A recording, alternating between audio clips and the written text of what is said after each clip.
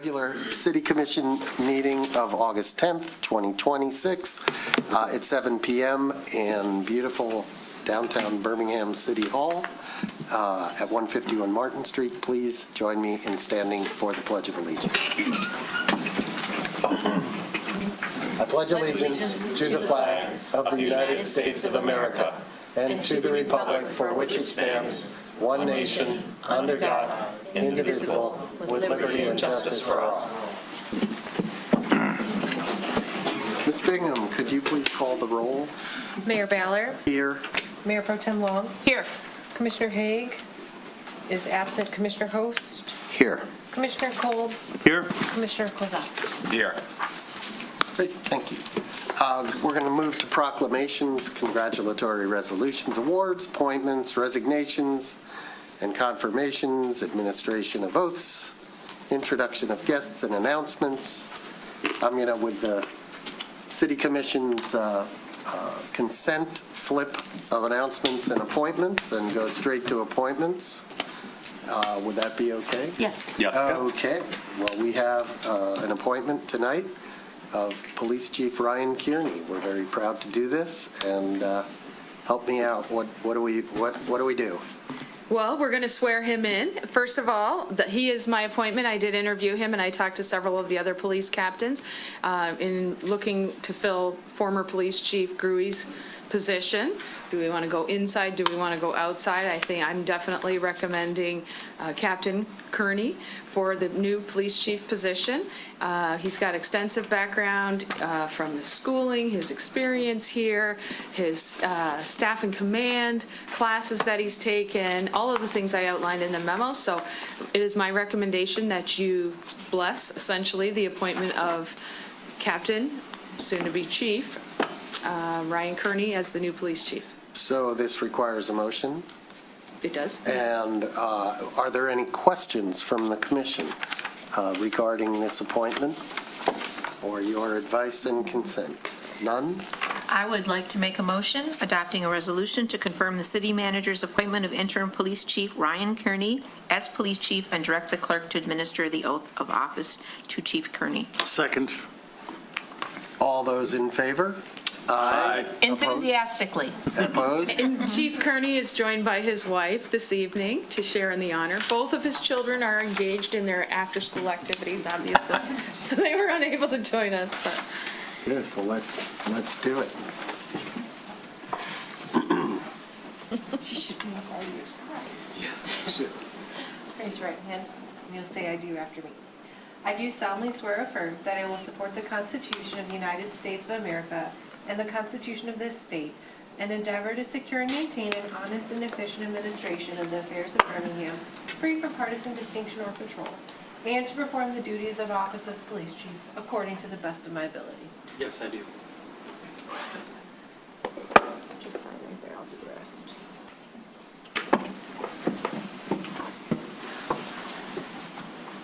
Very much. Congratulations. Congratulations.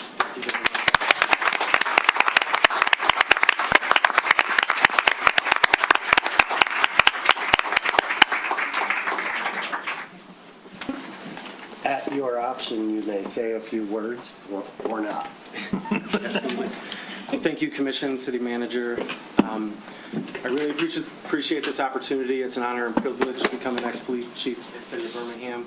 I've been here 23 years, since 21 out of the academy. I've seen the city grow, I've seen the department grow, and I've loved every minute of it.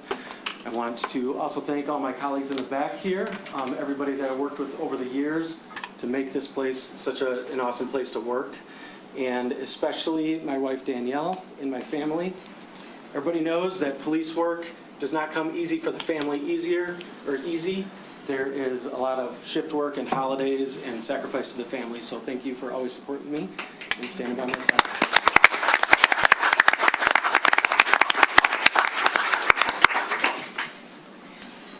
Excellent, thank you. So now we can go to announcements. And there is an error. It is not Mayor Pro Tem Long's birthday. Not today, not this week, not even this month. It was last month and it was lovely, thank you. The clerk's office would like to thank the election inspectors and city staff who helped conduct a safe and successful August 24, 2026 primary election. We also appreciate the many voters who participated by voting early, absentee, or in person. Approximately 40.14%. Approximately 40.14. Okay.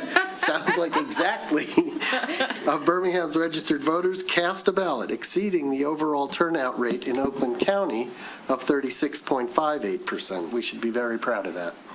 Unofficial election results are available at oakgov.com/elections under the August election tab. Official results will be posted after the Oakland County Board of Canvassers completes the official canvass. As usual, I would also, it's not on the agenda, but we should put it on the agenda. Each meeting, I will be giving an update on the community house. As you know, Mayor Pro Tem Long and I are on the board. We're there for a reason to, among other things, provide oversight and reporting to the City Commission and the community on the House. I have several bullets here. We continue to get the House in order. It was not necessarily in order when we took it over. There were things like coffee makers left on in the kitchen and food in the freezer, and the freezer was running, freezer and refrigerator, and the freezer was running full blast with nothing in it. We had doors we couldn't open because we didn't have keys. We had to get everything rekeyed, new locks put in. All the mechanical, electrical, and plumbing is being checked out. I'll get to that in a minute. And we continue to make good progress on the building, more to come on that. We're making great progress, I would say, in a very short period of time in establishing and fulfilling the vision that we have to restore the Early Childhood Center, to have a vigorous health hospitality operation that will in turn fund programming. We have chosen, as I reported last time around, Birmingham Public Schools to be the operator of the Early Childhood Center. They have assured us and families in Birmingham that they will run a year-round program there, unlike some of the other programs they run, which are only during the school year, and that they will continue to take care of infants and toddlers. They are well on their way to licensing. They have good relationships with the regulators, and we are soon going to be executing a contract with them.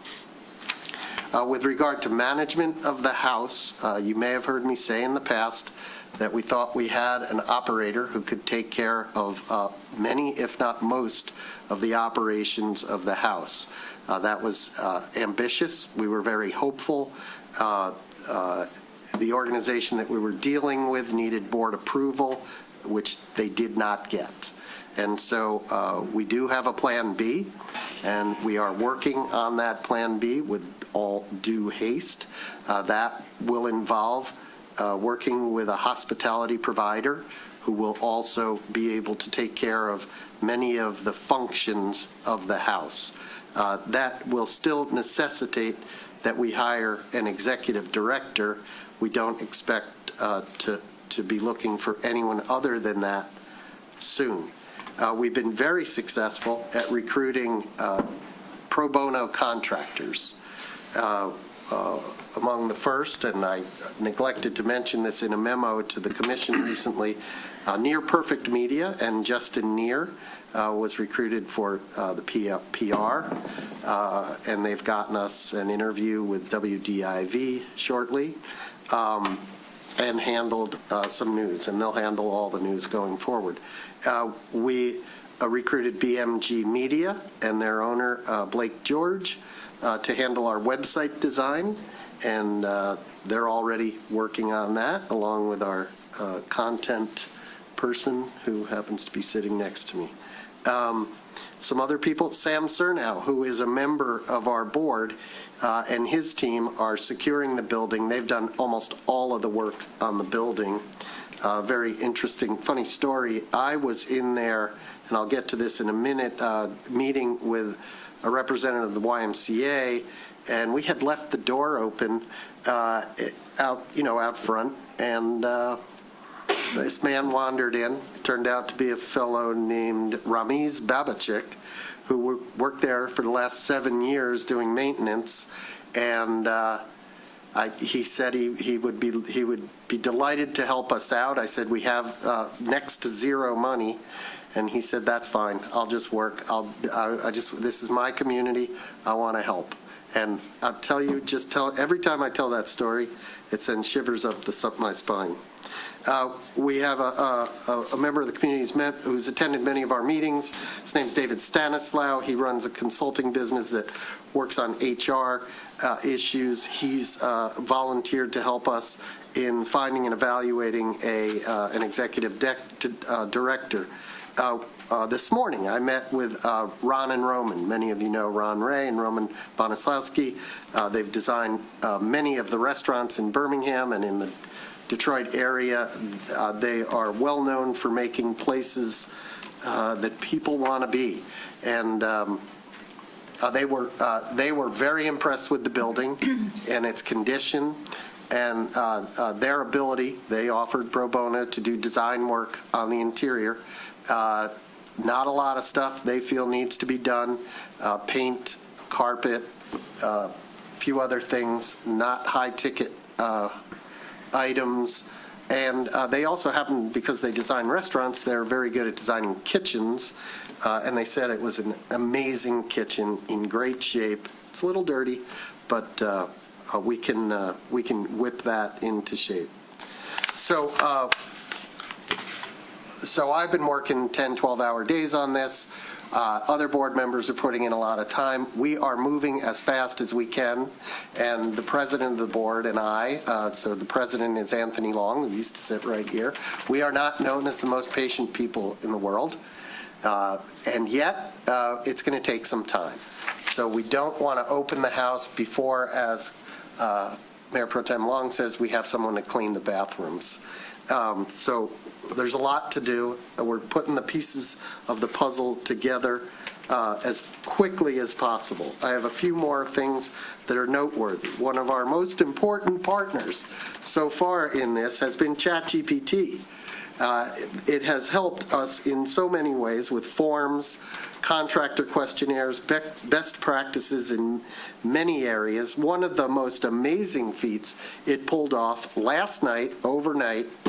I asked it before I went to bed to go on the Wayback Machine. I don't know if you know what the Wayback Machine is, but it's a place where websites are stored forever.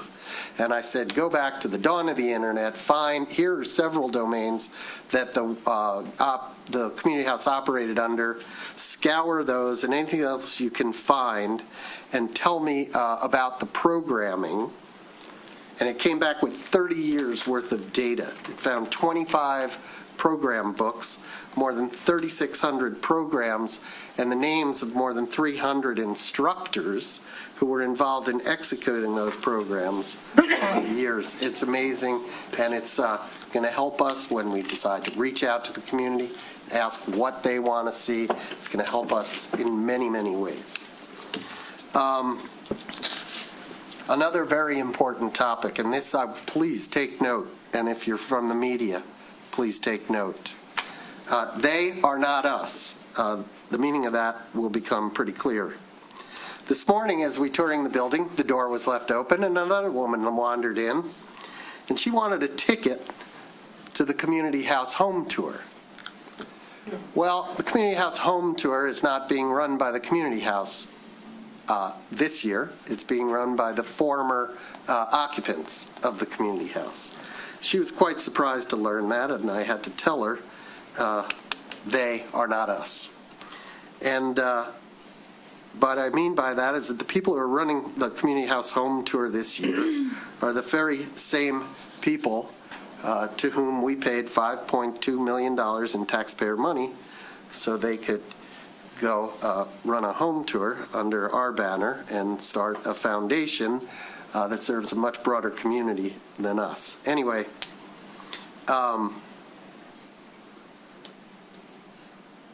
they are not us. Now, where that really matters is that if you or someone you know has included the community house in your estate plan, and if you intend that money to go to the community house, which is the beloved building at 380 South Bates, where maybe you took dance lessons as a kid or got married or married off your son or daughter, you need to make sure right away that your will or your estate documents or your trust specify that that money should go to the community house in Birmingham, the City of Birmingham Community House Foundation.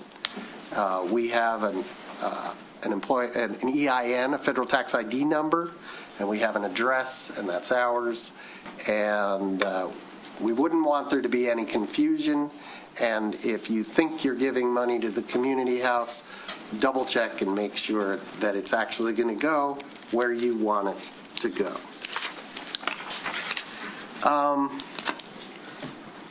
Okay. I do want to quickly address a letter that Commissioner Host sent to the board of the Community House Foundation, which made its way into the hands of most commissioners and also many members of the public. It recommended that the board give serious consideration, and this is his words, not mine, to making the community house the permanent new home for Next. Well, the board discussed that letter, our board of the City of Birmingham Community House Foundation, on August 4th. And the reality is that the Community House Foundation has neither the power nor the desire to try to force another independent nonprofit organization to act against its will. Next delivered a letter to us, and its board chair, George Dilgard, appeared before us, stating in no uncertain terms Next's belief, which it has expressed for quite some time, long before we obtained the community house, that the community house is ill-suited to its mission and its preference to stay the course outlined in its agreements with the city. And those agreements include a memorandum of understanding and a lease that has already been executed. And while our trustees, made clear that Next is welcome to use the community house as appropriate, and Next has enthusiastically said it would do so, having the entire Next operation occupy the community house would not align with the vision of the board. And finally, I want to reach out to my fellow commissioners and members of the community and reiterate that we do not intend to ask for taxpayer support of the community house, at least not any long-term durable support. We may ask for a loan. We'll figure that out when we need the money. Right now, we don't need the money. Rather, we ask for your contributions. Time, money, you name it. It's all welcome. No gift or pledge is too small. The Tim Allen donation, of which you have already been made aware, it was a matching grant. If we come up with $100,000 by the end of the year, Tim will match it. If we come up with less, he'll come up with less. There's a lot of good news here, though. The good news is you don't have to cut a check like the one of our board members did this weekend for $10,000. You could give us $9,000. Or any amount, or no amount. Instead, you could volunteer on a committee. We have finance, audit, governance, fundraising, communications, special events, programming, the building. These are all committees that are getting up and running and need your help. Or work for us pro bono if you're a professional. Or connect us with a contractor who's willing to work for us pro bono. Heck, I asked Commissioner Host to donate his email list to us. Believe it or not, the previous owners of the house took the email list with them too, and we have a challenge in communicating with the public, and this is why I'm talking to you at such great length tonight, because we right now don't have an email list. So he can donate his email list. Others could donate theirs. The city attorney has assured us that there are perfectly legal and ethical ways to do something like that.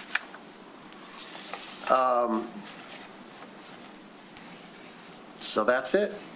Please stay tuned. If you have any questions, you can send an email to info@birminghamcommunityhouse.org. As soon as our website is up, that's where it will be located. If that's too difficult, just send one to me at cballer@bhamgov.org. And if you'd like to make a donation, we're not yet up online, but you can send a check, a good old-fashioned check, to the City of Birmingham Community House Foundation and mail it to the Birmingham City Manager, 151 Martin Street, Birmingham, 48009. Thank you for your indulgence. Questions?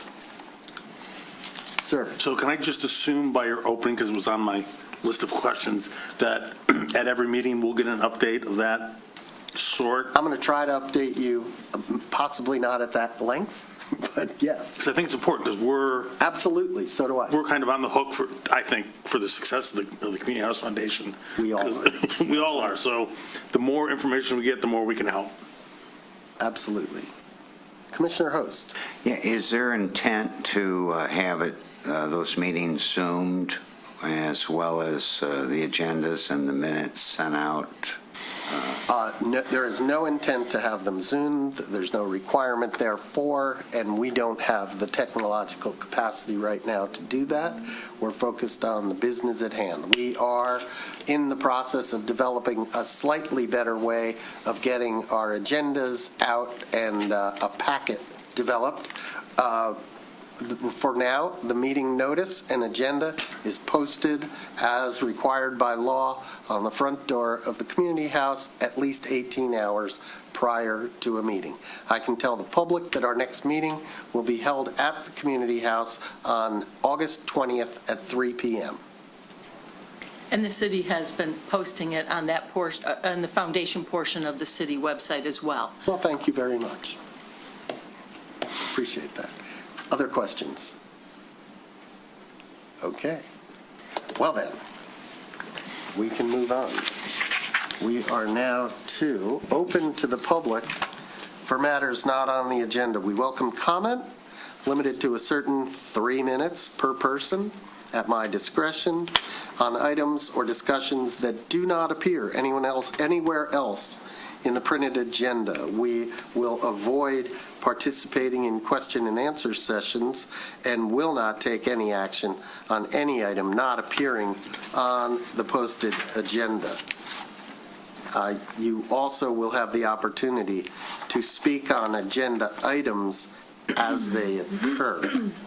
If you'd like to make a public comment, please come up, state your name and your city of residence, but before we move to you, the city manager has a comment. Yes, we were going to have an update on the water main break that occurred over the weekend, but Oh, we can yes. do that after public comment if you'd prefer. Okay, all right. Hi. Thank you for your service. My name is Susan Lamphere. I actually live in Beverly Hills. I'm here just with a very quick but heartfelt thank you from Jerry Driscoll's family. Jerry Driscoll lost his life crossing 14 at Bates in May when he was walking his 2 labs. And Erica, his wife, and the family have gotten wind that things seem to be happening. They don't really know who to thank, but it sounds like Beverly Hills, Birmingham, and the road commission are working together to try to improve the safety of that crossing. So I know that means a tremendous amount to the family, so thank you. And it means a lot to us for you to come tonight and tell us that. Thank you. Hi, I'm Jay Seifman. I live at 420 East Frank Street, which is right across from the CVS. I was here about 6 weeks ago when the people were here, I think, from Poppleton or regarding their city streets. Anyhow, I was here about 6 weeks ago to discuss what I consider serious safety issues in the city, as well as the sewer system. And I've been complaining about the sewer system, and my wife's here as well, with different people from the city, including the sewer department, for about 4 years. And everybody seems to not know that we have a sewer issue. But in fact, 2 people ran for the commission who recognize that there's a sewer issue. And in particular, with our house where we're located, there are 3 storm sewers that are in front of our house, and 5 days out of 10, it smells like a horse barn. The sewer system is overflowing with fecal matter. It's absolutely disgusting. When I've talked to the sewer department, they say, we don't know of any problem.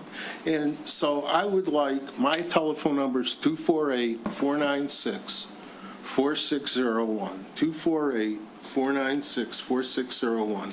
I would like somebody to communicate with me regarding the sewer. And I bring it up tonight because I noticed last week that you started working on the sewer system on Oak Street. So that's one issue.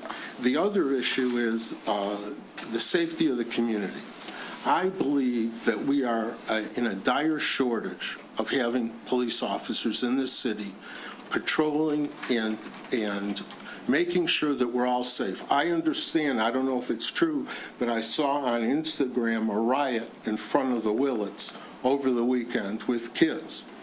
On Sunday, after my wife and I, we walked from, near 555 to the farmer's market on Sunday. On the way back, and we were south of Merrill Street, I noticed a tattooed man, walking down the street without a shirt on, all tattooed, and as he got within my distance from Clint, I noticed that he had a Glock 9mm strapped in front of him.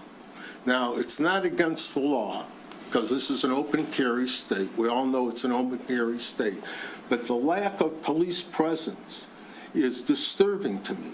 We have a lot of violent crime growing in this city because people come near and wide to participate in the event, in whatever they're doing at night in downtown Birmingham. I myself would have rather had the board spend money hiring police, and I wish the police officers would have stayed, because we need more police presence, and we have situations, like I said, on Brown Street, from Brown Street South, it's like, dream cruise every night. And like I said before, where we are in Palm Beach, in the wintertime, they put a police car. You don't need a patrolman. It's like a scarecrow. You put a police car with lights on in the street. I notice, I go by the police station, and you got police cars sitting in the lot.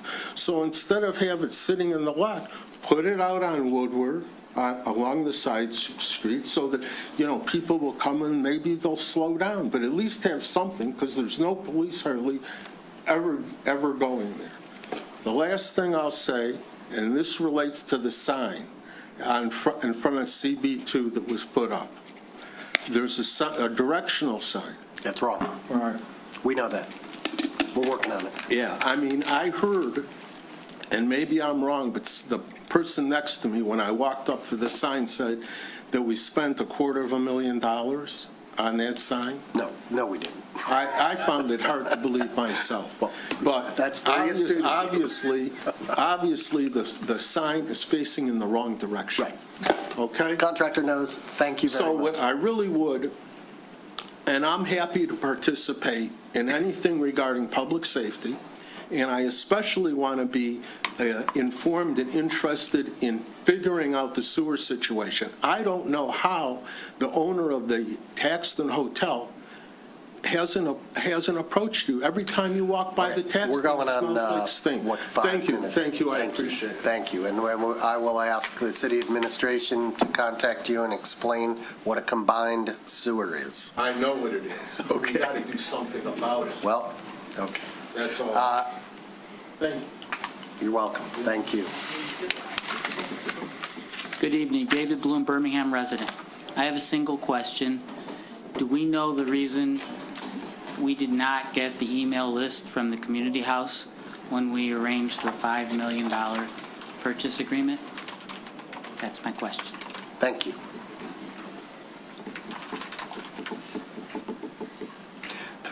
The reason we didn't get the email list is because we bought the building.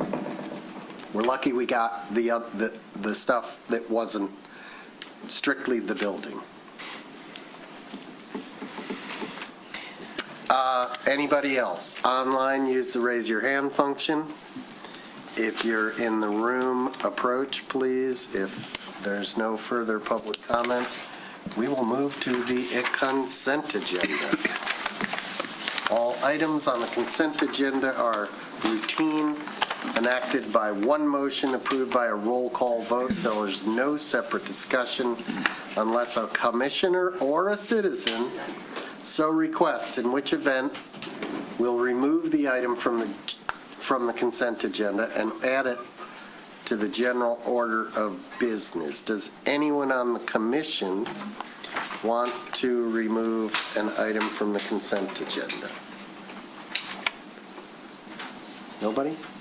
Okay. Does anyone in the public want to remove an item from the consent agenda? Anyone online? Nope. Okay. Take a motion on the consent agenda. I move approval of the consent agenda as presented, including items A through L. Second. Roll call, please.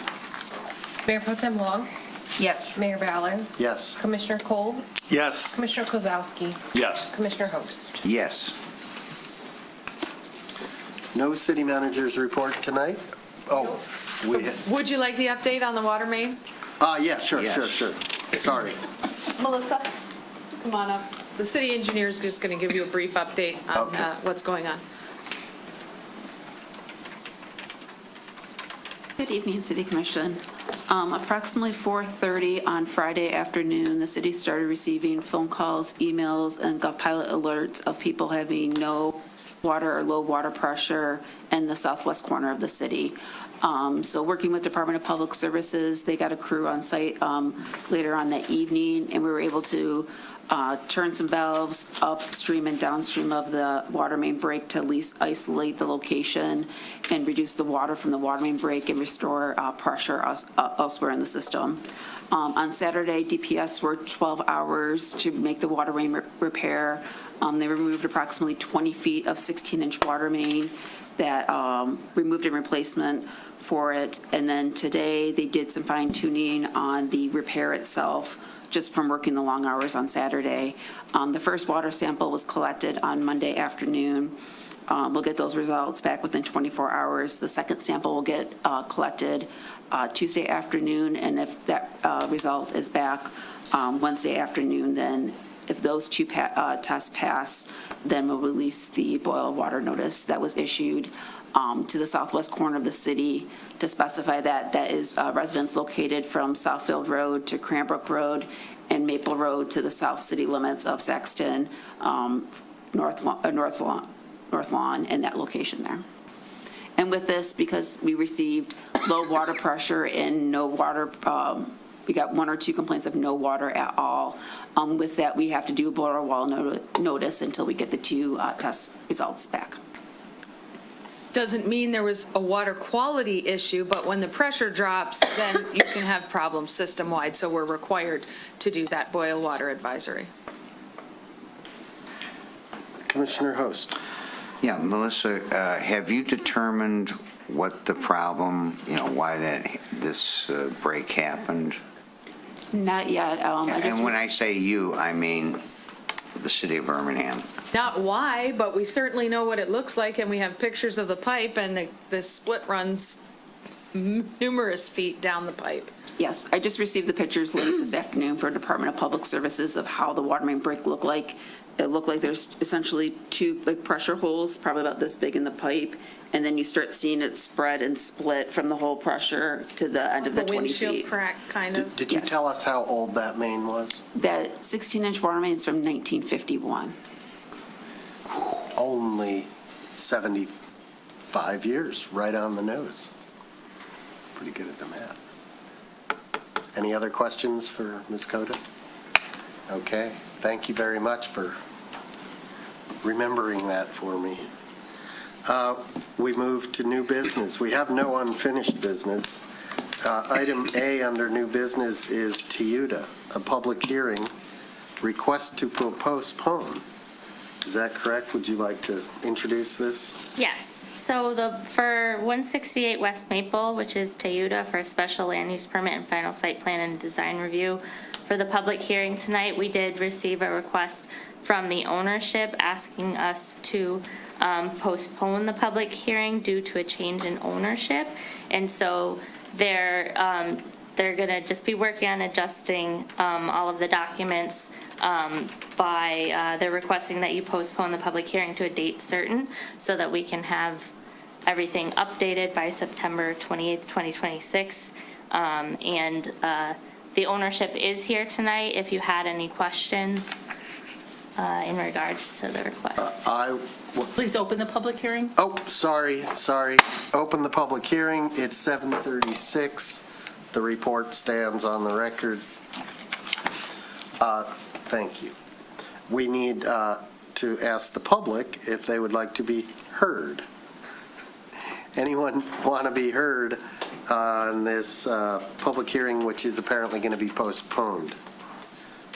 Seeing no one desiring to be heard, I will, anybody online, use the raise your hand function. No one. No.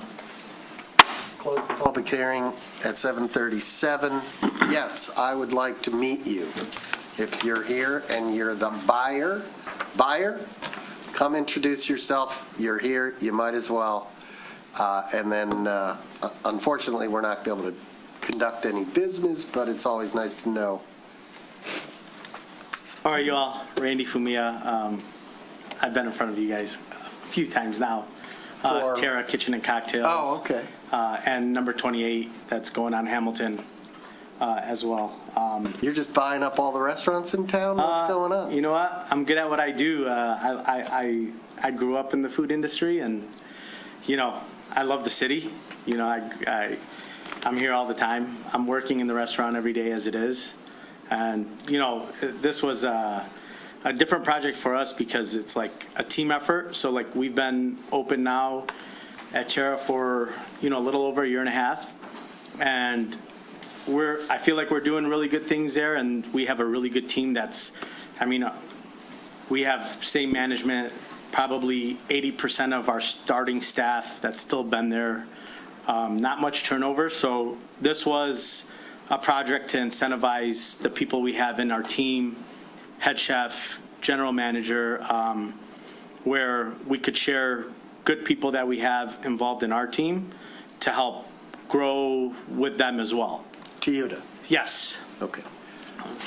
So is your intent with regard to I think we've all seen partial, we haven't seen the final site plan, but we saw preliminary stuff. Is that your intent to do what? Yeah, I think it looks really good. I haven't got into crazy detail with the architect that was originally working on it. I do, bless you, I do want to, get in with him and kind of discuss exactly I don't know exactly what needs to move and all that. So now that process can start in terms of doing that little patio, seeing exactly what needs to be done. But I think just creating a nice, it's 65 seats. It's not crazy big. Sit down, again, full service. It's not going to be like a fast casual or anything like that. Is it going to be the same menu? Yeah. So there's the equipment in there now is all running, like pizza oven, there's fryers, grills, all of that. So yeah, we probably would want to trend away from the breakfast aspect of things and do more like lunch, dinner, but probably an 11 to 9 and, maybe 10 on the weekends. But yeah, sandwiches, good handhelds, good salads, throw some pizzas in there as well. And, I think it could work. I love the location. He built a beautiful restaurant. I don't think there's, oh my God, so much you would want to change in there, right? It's brand new. So, Great. You know, I think I could bring some good light. Tell us your name again. Randy Fumia. Randy. Fumia? Fumia, yes. Fumia. Yes. Does anybody have any questions for Mr. Fumia? Well, we really appreciate you coming Thank you, guys. tonight and giving us that little background. Thank you. Bring back the Italian salad at Terra.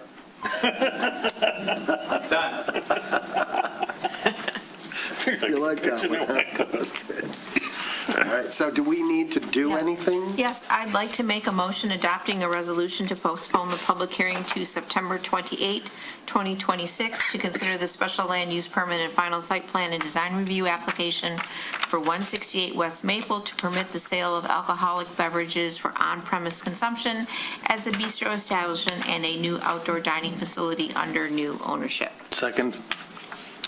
Does that require a roll call? No. All those in favor? Aye. Opposed?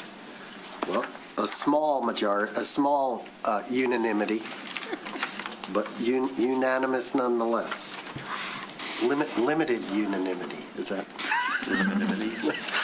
I'll go with it. Fractional unanimity. Marginal. I like fractional. Okay. The next item of business is a resolution to award the South Eaton Water Main Project to Birmingham contractors. Melissa's back. Good evening again. So brought forward tonight would be the award for the South Eaton Water Main Project. Part of this project is to replace the water main on South Eaton from Humphrey to Lincoln Avenue before next year's projects of adding the bike lanes and repaving South Eaton from Maple to 14 Mile Road.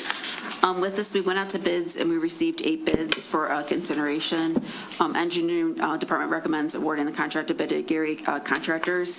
They previously have done work in the city. Back in 2020, 2021, they worked a little bit on our lead service replacement program at that time. And I'm available to answer any questions City Commission may have of the project or the contract award. Thank you. Does anyone have any questions for Ms. Coda? I think I have a question. Yes.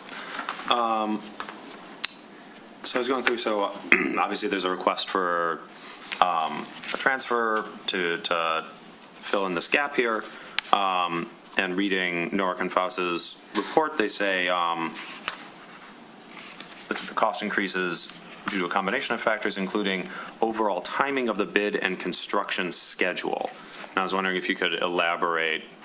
I mean, obviously, they wrote the report, not you, but if you could, if you have some insight into what exactly it was about the timing of the bid and the construction schedule that may have contributed to the cost overrun.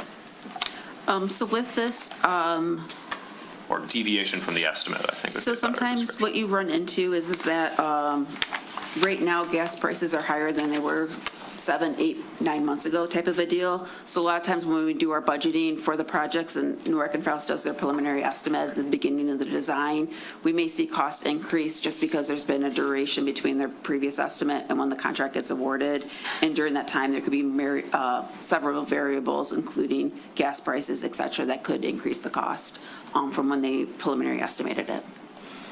Okay, but so it is mostly just like commodity price volatility and yes, like it's not like that literally like, well, we bid it at a certain time of year and there's more demand then, and had we bid it out even with equivalent prices at a different time, we would have gotten a better price. That's what I'm trying to wrap my head around here. Are we just saying, well, oil prices went up and so the prices are higher? We're starting to see some of our unit prices come in higher now than we were, say, winter or fall of last year. I would guess Or earlier labor's this gone up year. too. Okay.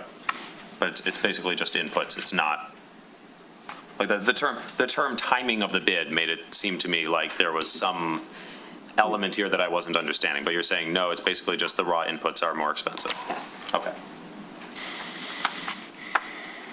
Any other questions? Seeing none, take a motion, or did you make a motion? You didn't make a motion, did you? And then we'll take public comment after the motion. I'd like to make a resolution to amend the South Eaton Water Main Project, contract number 10-26P, to Bidigar Contractors, Inc., in the amount of $1,288,798.00, plus a 10% construction contingency for a total of $1,351,677.80. And in addition, to authorize the mayor and clerk to sign the agreement on behalf of the city contingent upon meeting all the insurance and bond requirements by FDM Contracting, Inc. Sorry. By Bidigary Contract. Bidigar Contractors, Inc. What did I say? The agenda FDM? Well, the last, Misprinted in the agenda. It looks like there's a typo on the agenda cover page where our software, Right. right, on that cover page, the agenda report has the correct names in 123 it. is correct. We need him to read it over again. At the beginning, I believe he said make a motion to amend the South Eaton. Yeah. So So probably, Read the whole thing also, over. we have the and to approve the appropriation amendment of the budget, so, okay, fine. Okay. Sorry. I'd like to make a motion adopting a resolution to award the South Eaton Water Main Project contract number 10-26P to Bidigar Contractors, Inc. in the amount of $1,288,798.00, plus a 10% construction contingency for a total of $1,351,677.80. In addition, to authorize the mayor and clerk to sign the agreement on behalf of the city contingent upon meeting all the insurance and bond requirements by Bidigar Contractors, Inc., and to approve the appropriation and amendment of the budget as follows. Can I just say on page 123? Per the graph on page 1. Per the graph on page 123. Second. motion and second. Comment from the commission? Comment from the public? Anybody in the public? If you're online, on Zoom, use the raise your hand function. Seeing none. Anywhere? Roll call, please. Commissioner Kolb, Yes. Commissioner Kozowski, Yes. Commissioner Host, Yes. Mayor Ballard, Yes. Mayor Pro Tem Long. yes. Item C, a resolution directing the Department of Public Services to proceed with Plan B as the preferred strategy for the remaining Parks Bond funds, including completion of the proposed booth park improvements and advancement of playground improvements at St. James Park and Kenny Park. To further direct staff to evaluate opportunities to include priority drainage, pathway, and accessibility improvements within the available project funding, and to return to the City Commission for approval of final project scopes, contract awards, and any required budget amendments. So this is basically, we are down to our last amount of bond funds that we approved, 12.25 million? 11.25. 11.25. And can I second that? No, there's no, that was You didn't just the say a motion. introduction of Okay. the Topic at hand. introduction. I want the public to know that we're talking about the Parks and Rec bond that we passed in 2020?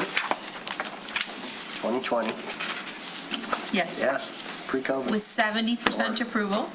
Yeah, and, you know, we spent a lot of it, and we're about to spend the rest of it. Yeah. We have to make some choices, right? Yeah, And you have some preferences? recommendations, but Yep. obviously, as Okay. always, the commission has final say. Of course.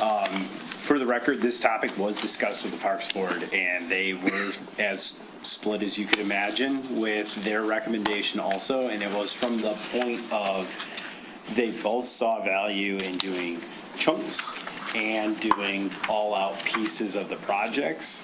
It's one of those things where there isn't a right answer and there isn't a wrong answer. It's just, we have to make a decision and move forward.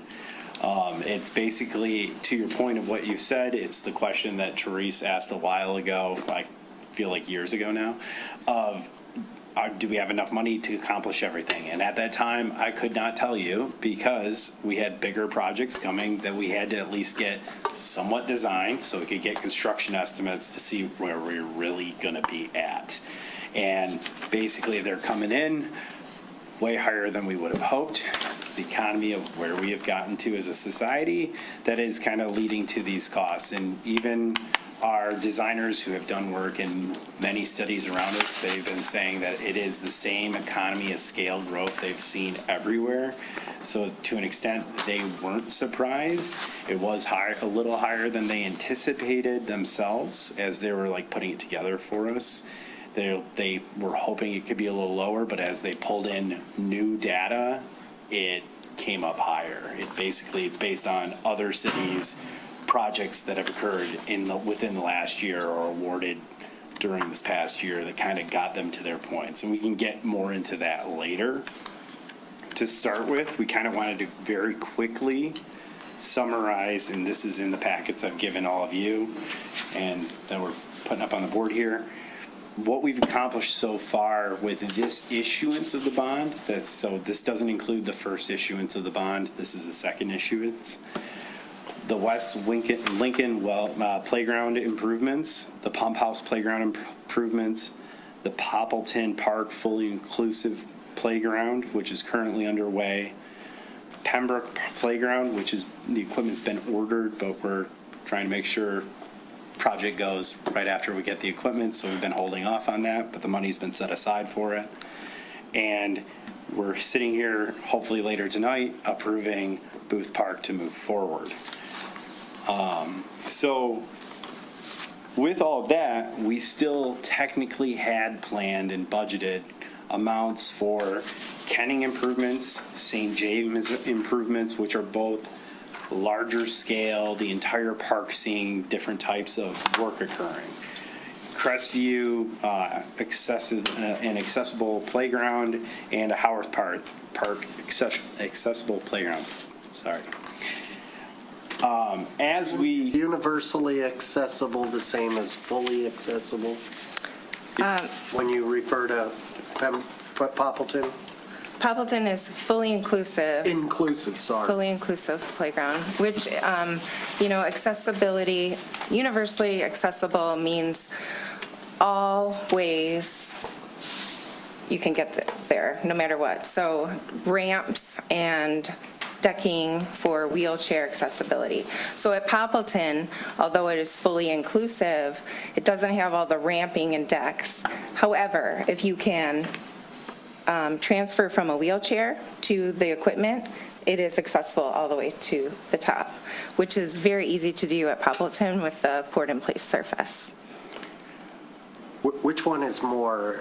That one. Inclusive is. Yeah, inclusive is the more. Is better, more expensive, the one you want if you can afford it? Yeah.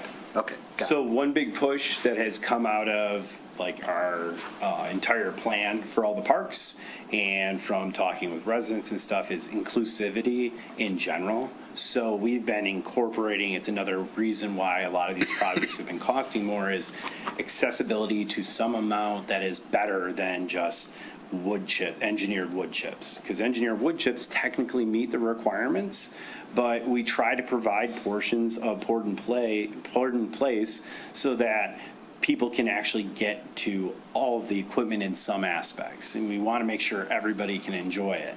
And that has caused additional costs. It's some of what we're seeing in these different projects. So as we all remember, Booth got pushed because of the MDNR grant. And we've been slowly chasing the MDNR grant. Finally got everything from the state, hence why we're trying to do the award later today. Well, that got pushed back. We got direction from commission, go ahead and chase all the smaller playground projects, and we brought them all forward. And so we've been doing a lot of those. And again, they've been more expensive than we originally thought they would be with the grant, but we've been trying really hard to focus on hitting those target allowances for each park. And as even we came towards the end of this, some of our ones that are showing here is $300,000 each. We were actually putting aside some general funds, Parks Fund money, to go towards those to help extend the bond further. So really quick, we want to show you kind of where the concepts have gone and where the costs are kind of at in St. James and Kenning, because we do have opportunities to piece these together. But we recognize there's other impacts. Like in St. James's case, we have 400 East Lincoln right there. Next is going to be moving in there. So as we went into the review with all the users groups, we got input directly from Next and that part of the community to try to incorporate stuff in that. And we always knew once we bought that building that we were going to need to incorporate some of that. And so that's kind of where the conundrum comes as to, do we fully want to do St. James right now?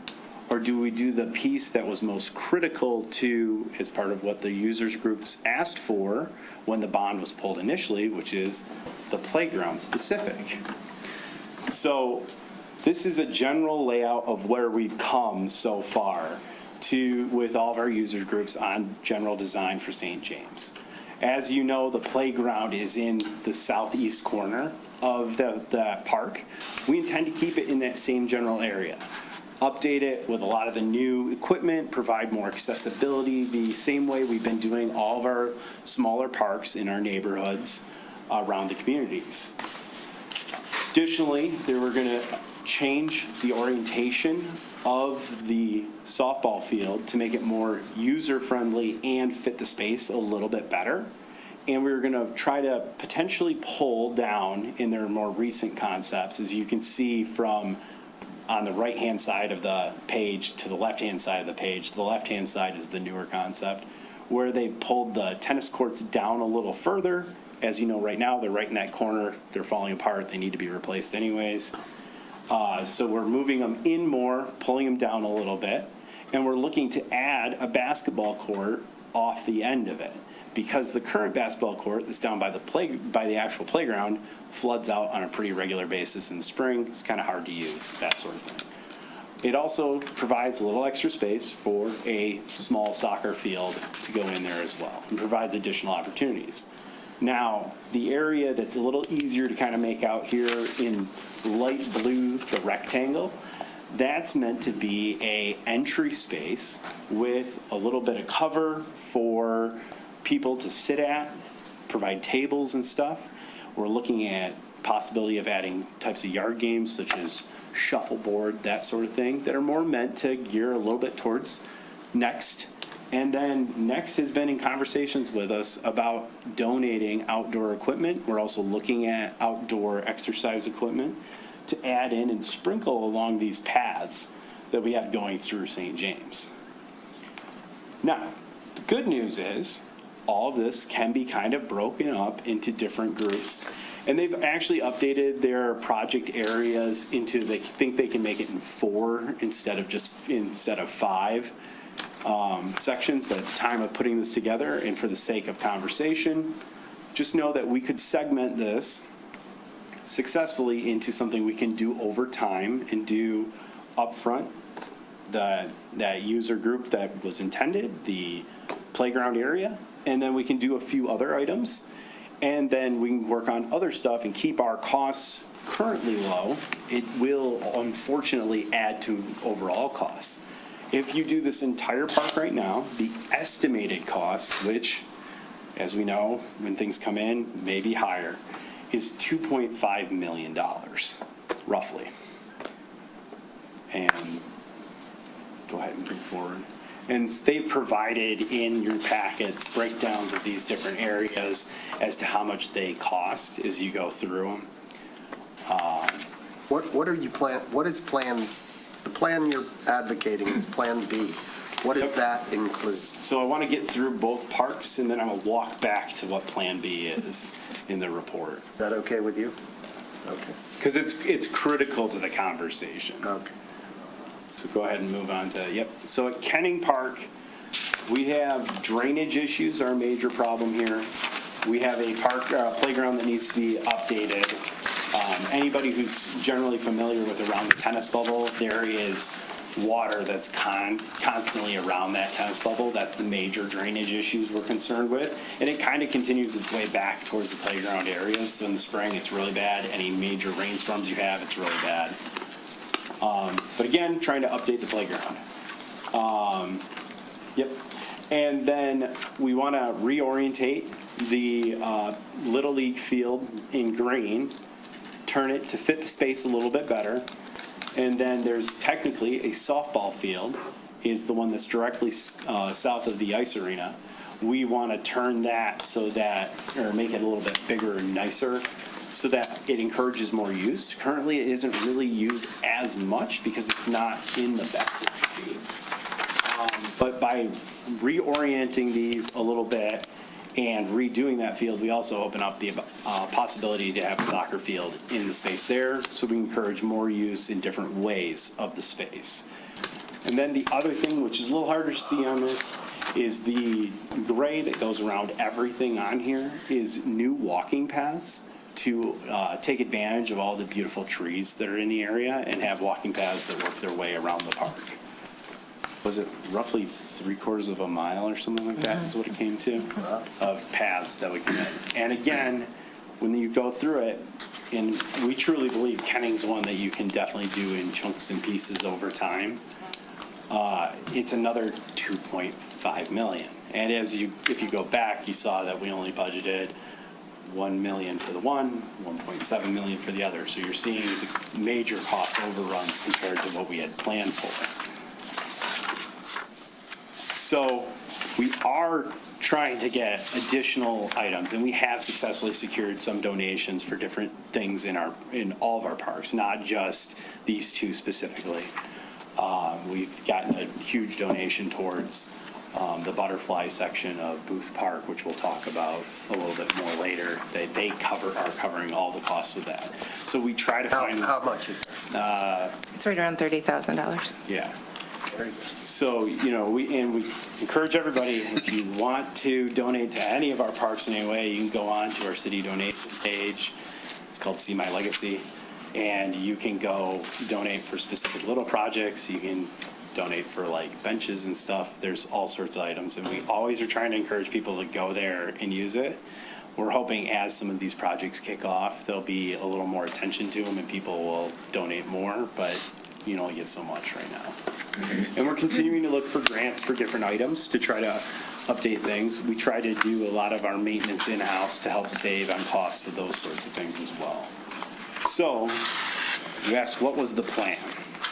So in the report, we kind of laid out chunks of this because as we've been bringing forward these smaller parks, and that was the discussion we had in-house, is the intent of the bond was to cover multiple parks. It wasn't meant to only cover one park. And so, let me get to it. My apologies. And so what's the pot of money we've got left? It is roughly It's $3,267,133.64. Yeah, I was going to say roughly 3.3, but I wanted to make sure before I said that. So that's the comparison that we throw up in our report is that, that's the one report I can't find here. My apologies.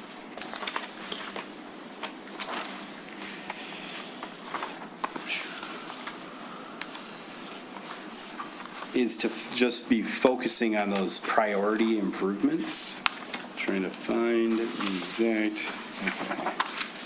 Plan B, fully complete proposed improvements at Booth Park, which we do have a recommendation for budget adjustment that comes with that. That was included in our estimates that we did with this.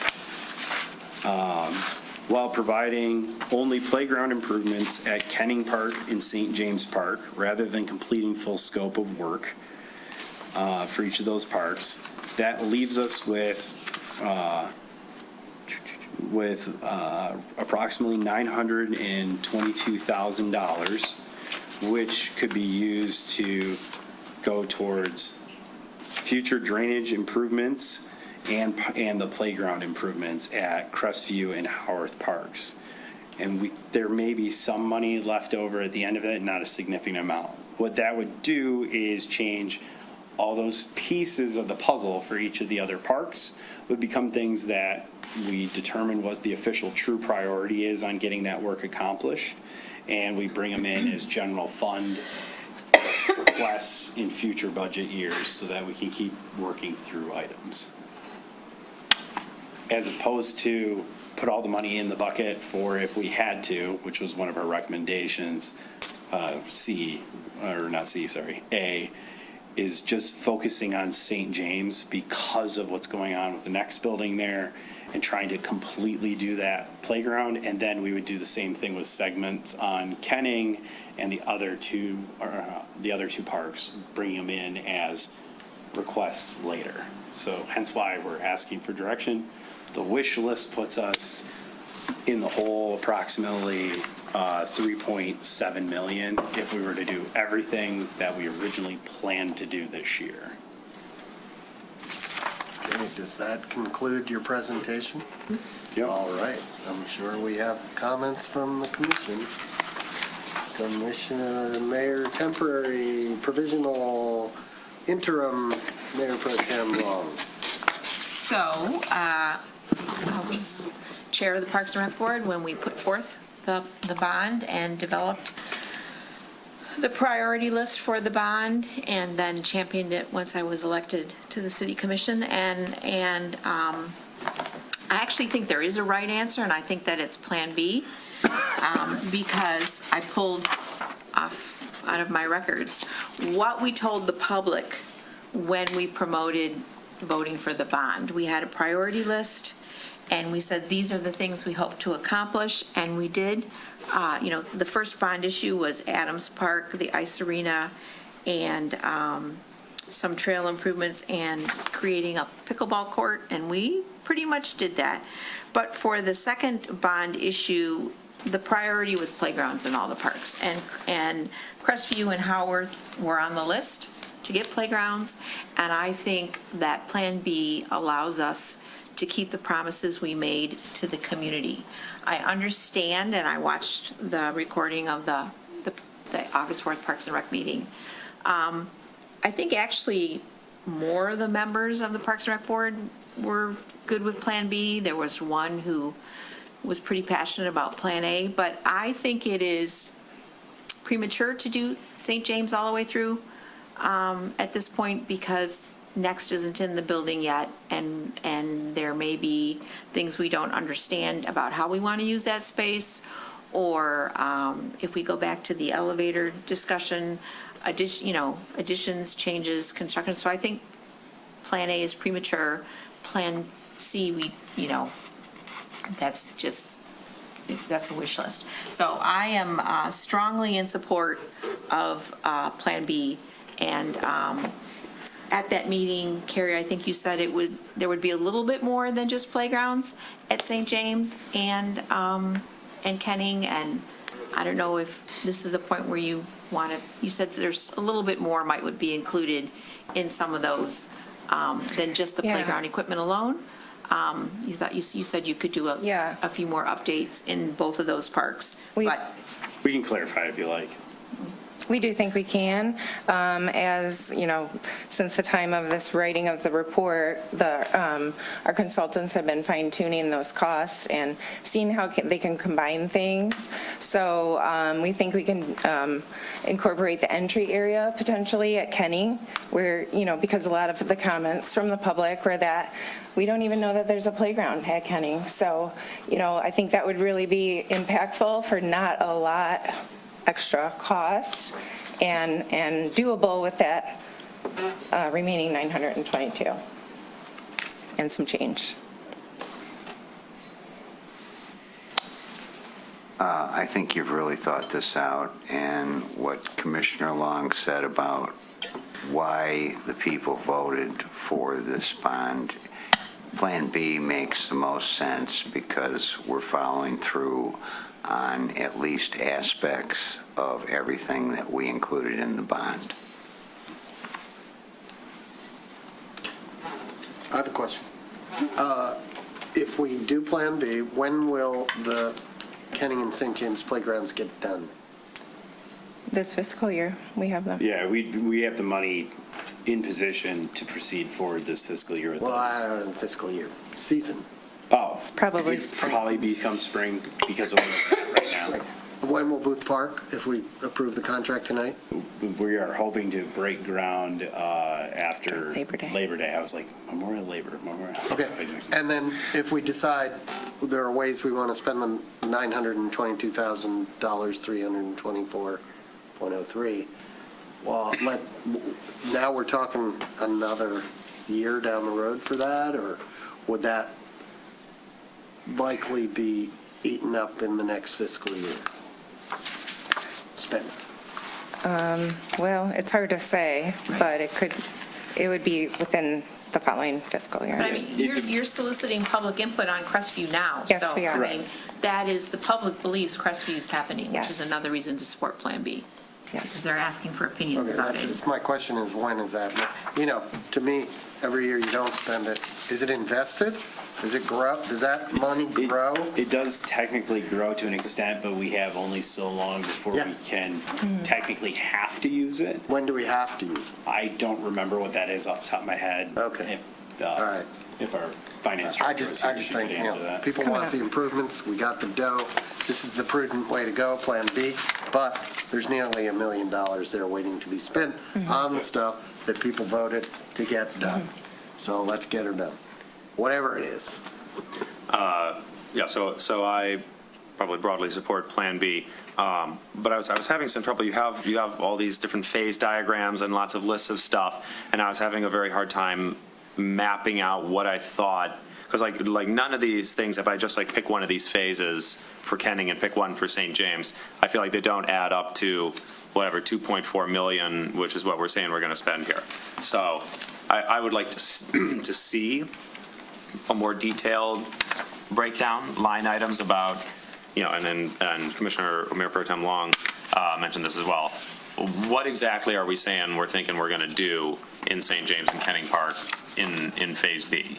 Because it seems like it's more than just, like significantly more perhaps than just the playgrounds in terms of expense. So we did get updated. That was the problem, is those literally came in after we submitted everything for this.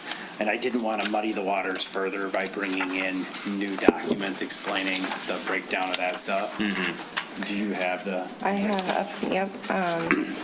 So, okay. I mean, if we're only talking about broad strokes, like I agree with the broad strokes of like, let's focus on the playgrounds in those parks. Let's make sure we have some money left over to do Crestview and the other parks. Yep. If all we're giving is that broad direction, I'm happy to do that, and we can fill in the That is details the intent. later. Yes, especially because we have to now go back and go, okay, now we're going to look at just this piece and get true final numbers, because if there's little tweaks we have to make to set it up for the next section to be tied to it later, now we know we have to build it that way. Okay. And I can help just a little bit more. So what they've done in our updated drawings is combined the red and the blue together on the screen into one, but it is a little more than that, 400, and it's at 477 combining those two. So it's, it's going to tap into that 922 a little bit more, but not utilize. Sorry, maybe I'm not being clear about my confusion. So my confusion is we're starting with $3.26 million, right? And then we're going to spend some amount of money on Kenning Park, some amount of money on St. James, and we're going to end up with $922,000. Oh, you're so asking, between that's my understanding of what we're saying here. Yep. And so I'm saying between those two projects, we're spending $2.3 million. And I'm trying to figure out, okay, I'm looking at these line items, I'm trying to figure out what do I sum up to Some of get that that booth, though, $2.3 million number? That's some of that And is some of that is Yeah. booth. Yep, Okay. you've got which is the food, next you've item. got, to get to the final number where we're at, you actually have to back out all of our projects currently. Okay. And Booth and Pembroke. get it down to that final number. Okay, That's okay, why so it doesn't. this is how much we're sitting at, including the stuff that's spoken for on other projects. This is Yes. not how much we Yes. have for St. James and Kenning and Crestview, et cetera. Correct. Okay, Now that I was my understand the misunderstanding. question. Okay, thank you. Trust me, we had a lot of conversations with finance to make sure we all understood where we were going with this. So. Thank you. I'd like to make a motion adopting a resolution to direct the Department of Public Services to proceed with Plan B as the preferred strategy for the remaining park bond funds, including completion of the proposed Booth Park improvements, advancement of the playground improvements at St. James Park and Kenning Park. Staff is further directed to evaluate opportunities to include priority drainage pathway and accessibility improvements within the available project funding, and return to the City Commission for approval of final project scopes, contract awards, and any required budget amendments. Second. Motion second. Any comment? Comment from the public? Happy to take comment from the public. Anybody present, come forward. If you're online, use the raise your hand function. I don't see any hands. Going once, going twice, bringing it back. Roll call, please, even though it's probably not required. Commissioner Host? Yes. Commissioner Kolb? Yes. Mayor Pro Tem Long? Yes. Commissioner Kozowski? Yes. Mayor Ballard? Yes.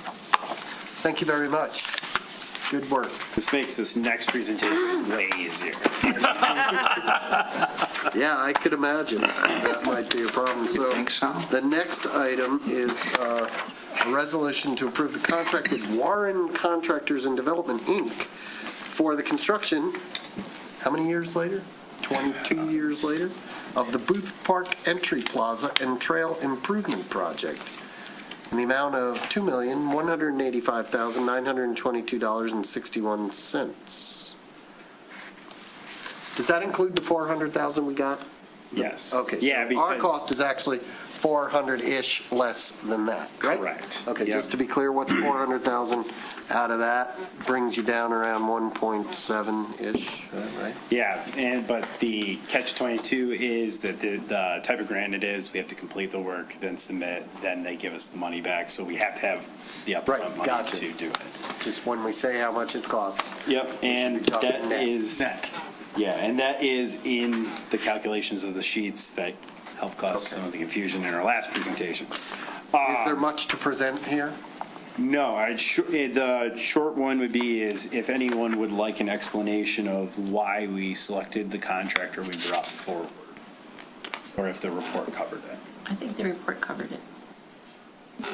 And if there's, If there's something you want to highlight for the general public, please do.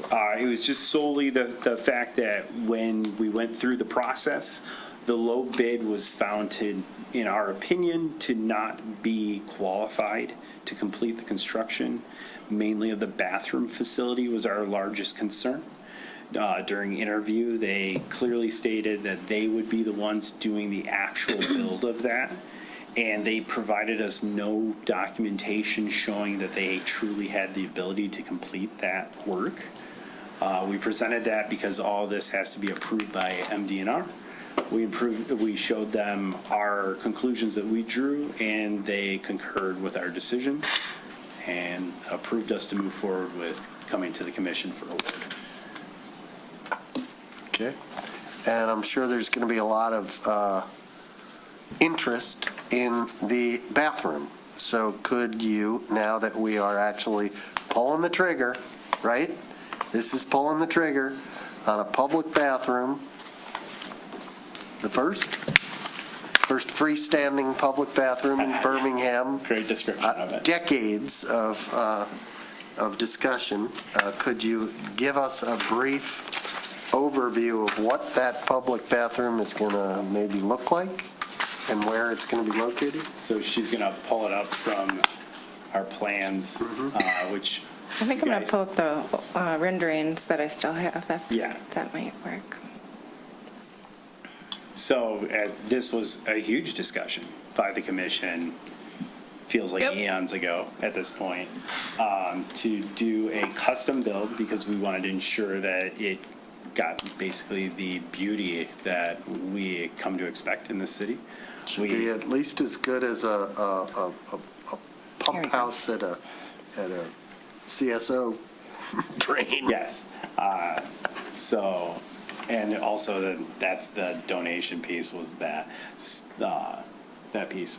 So if you go back here, it is going to be in the location. Actually, it's been adjusted since discussions. Is this the old one? Yes, that's the old one. It's going to be tucked up to basically the north edge of the property. I'm sorry, I have the wrong one. No, it's okay. You guys can pass this across. Basically, we shifted things around with one of the spots that was intended to be for, as we had on here, these areas for the, like bringing in the food trucks and stuff and having the ability for seating. We shifted, basically flopped with, originally the bathroom was here, now it's up in here, hidden by the trees. So, just to review, we approved a concept plan, correct? Correct. I definitely remember that. Did we ever approve a final design? No. Okay. All right, and this looks like what you had up there.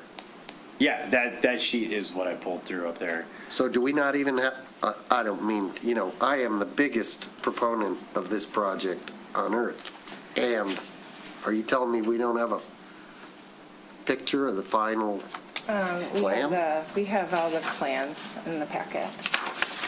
I'm sure that there's construction and engineering drawings that have to go to the state and the contractor and in the RFP, but that doesn't mean that you can find them and show them. I guess what I'm looking for is a rendering of I'd like just a plan view of the Yep, that's the what park. she's pulling up. And right then here. not an engineering drawing, something basically like that, but that's accurate. That is the general concept plan view of this. Okay. And then, do you have a rendering of the toilet? I do have it on this, I just have to find it.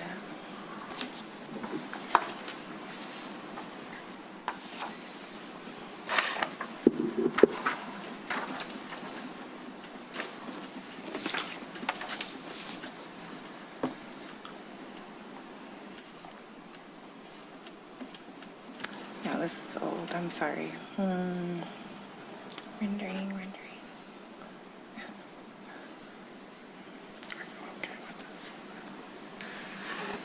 Oh, that's our latest. I have it on the website.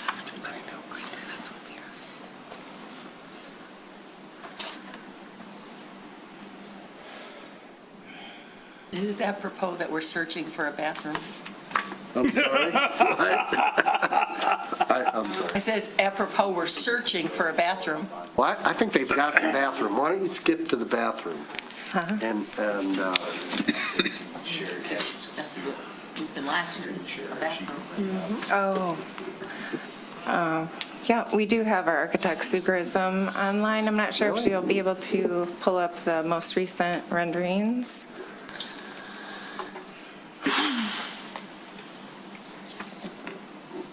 now we're talking about the bathroom, or are we talking about? There you go. Here's the rendering from our website. Okay. Is that what you were looking for? Yeah, pretty much. What is the bathroom going to look like? And roughly where is it going to be? It told us roughly where it's going to be. I'm satisfied with that. Fellow commissioners, are you all? We are at the end of the road. I'm waiting. I'm eager for a motion. I would like to make a motion adopting a resolution to approve the contract with Warren Contractors and Development Incorporated for the construction of the Booth Park Entry Plaza and Trail Improvement Project for the amount of $2,185,922.61. Further, to authorize the mayor and city clerk to assign the agreement on behalf of the city, and in addition to appropriate and amend the 2026-2027 budget as follows. Park System Construction Fund revenues drawn from fund balance 408-000.000.400.000, $2,185,922.61, and expenditures for land improvements, Fund 408.2-901.751.979.000 $2,185,922.61. Second. Comments, public in the room? Online, we have a hand raised. Christy Barrett. Christy Barrett, I believe your name is in bronze at Booth Park. Can you hear me? Yes. Hello? Okay, I'm just curious if the bathroom, yes, you are correct, Mayor Ballard, we worked together on fundraising for that, and I want to make sure that the original donor is not like wall is not blocked by the bathroom. So, and I just joined, so I don't know if you reviewed this or it's been discussed or what, but I just wanted to give my. So your concern is the donor wall that exists, that it is as prominent, let's say, as it exists today, that it's not like behind the bathroom. It won't be behind. Exactly. And then you may have discussed this. I just joined like 10 minutes ago, 5 minutes ago, something. Can you assure us that the donor wall will not be Yes. obscured Yes. by the bathroom? We laid it out in the field at the Okay. park. It will All not be right. blocked. All right. Is that Okay. okay? Or I want my donation back. No, we don't. That was non-refundable. What? Okay. Anybody else? If you're online, use the raise your hand function. Okay, bring it back. We have a motion. We have a second. Any comment on the motion from the commission? Seeing none, roll call, please. Mayor Pro Tem Long, Yes. Commissioner Host, Yes. Commissioner Kolb, Yes. Mayor Ballard, Yes. Commissioner Kozowski. Yes. Okay. Thank you. Proud day for all of those in the community who 25 years ago participated in the community build. If anybody wants photos, I have an extensive library right on my phone. And Please let the Parks and Rec Board know we appreciate all the work that they have done to get us to this point. Thank you. Yep. Much rather spend $3 million than on truckloads of asphalt. Okay. Second. We move on to item E, a resolution to appoint blank, one of us. Yes, one of you, if As any the of you city- plans to attend that conference. If you do not, Assistant City Manager Clemens will be going in, will be your alternate. Okay, this is in Traverse City. This is a bonus. Is the city of Birmingham paying any expenses for this? Yes. What expenses will be paid? For you to Lodging go? and a per diem, or a per diem? I don't know about a per diem, but I know we pay your registration and your lodging, yes. And lodging, okay. Bar tab? No, absolutely not your No, bar but this tab. is, this is the Michigan Municipal League. This is a big deal. I would go if I was in town. Unfortunately, I am leaving for somewhere else that day. Anyone care to volunteer to go to Traverse City in October? The leaves are changing. It's a great town. I'm shocked. I will be at a different conference already, so. Okay. I'm in Europe with my grandkids. Okay, wow, wow. Okay, well, maybe, what are our other alternatives? None? Commissioner Just Haig, who isn't Oh, here. okay. Or, you can just make Mark Clements the primary voting Okay. delegate. Yeah, let's have a motion, please, to appoint Mark Clements. My suggestion. I'd like to make a resolution to appoint Assistant City Manager Mark Clemens as the City of Birmingham's official voting delegate, and an alternate to perhaps be named for the Michigan Municipal League annual meeting to be held in Traverse City, Michigan on October 7th, 2026. Second? All those in favor? Does this involve spending money? Do we need a roll call? No? All those in favor? Aye. Aye. Aye. Opposed? None? Unanimous. Fractionally unanimous. Okay. Commission items for future discussion. A motion's required to bring up the item for future discussion at the next reasonable agenda. No discussion or very little will happen on the topic tonight. Does anyone in this fractional quorum, whatever, have an item to bring up? Going once, going twice? Okay, we move on to item G. Commission discussion on items from a prior meeting. Mayor selection process is the item. I have something from a prior meeting. It's not on the agenda. We do have something on the agenda from a prior meeting. Oh. Which it is. Okay. So my understanding of this process, and please, anyone who wants to dispute or add to that, my understanding is that the three-step process is you bring up the item at a meeting. At the next meeting, you have an opportunity, or the next reasonable meeting, you have an opportunity to expand on that, take it to, and then get a vote to take it to a third step. So if you brought up an item in the past, you got to kind of wait. And again, correct me if I'm wrong, you got to kind of wait for the city administration to say they're ready to talk to it. Usually, it's brought up pretty quickly. It's the second stage, because that's just, do we want to talk about it? It's the third stage, and is this, for the one on the agenda tonight, is that the third stage we're Yes, at now? it is. Okay. And this is one of the older ones on the list. Right. Because, you know. It's been around a long time. The point is, It doesn't come up for stage 3 till it comes up on the agenda.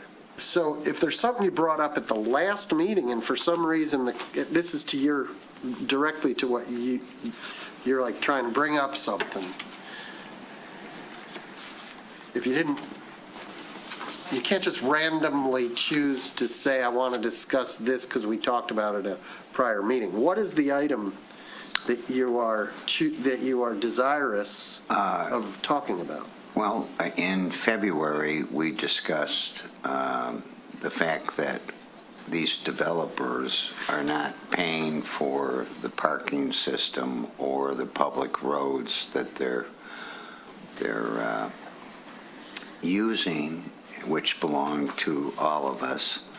And I'm just wondering, in March, you said as mayor that the city staff was looking into it, and I wonder where we are on developers paying for use of the city of Birmingham taxpayers, Like the streets. Porsche dealership and the... I think he's referring to the builder's bonds, and we do bring it. No, I don't think he is. No, But I thought that. I'm referring to the parking system and the public roads, which we all own. But I thought we had agreed, correct me if I'm wrong, that we would begin charging developers for metered parking spaces, which were rendered inoperable. Oh, for staging. Oh, yes, we during did, and we construction. are. So we are now billing developers if they. Talking about parking. Yes. Yes, we are. Well, good. That answers my question. Thank you. Okay, so to get back to the agenda that as printed, and we are on stage 3 of a discussion of the mayoral selection process. And this is a mixture of, like, sort of just us. The administration's not part of it. And some that they have a say in, or they ought to contribute. So bear with me, and I will just basically read. I'm sorry, it's not on paper. So several city commissioners, including me, and members of the public, have expressed a desire to continue refining the process by which the commission chooses the mayor and mayor pro tem. This discussion is timely, given our shared desire to continue to enhance transparency, the need to conform with a new state law that you may not know about, that may delay the swearing in of new commission members in election years. I will get to that in a moment. A desire to reconcile the city's the process of picking a mayor with the city's rhythm of holding city commission elections every 2 years while appointing the mayor and mayor pro tem every year. So there was a sort of a conflict between our process last year. You know, we didn't hold a workshop because the people who were going to be voting on the mayor hadn't even been seated, couldn't participate in the workshop.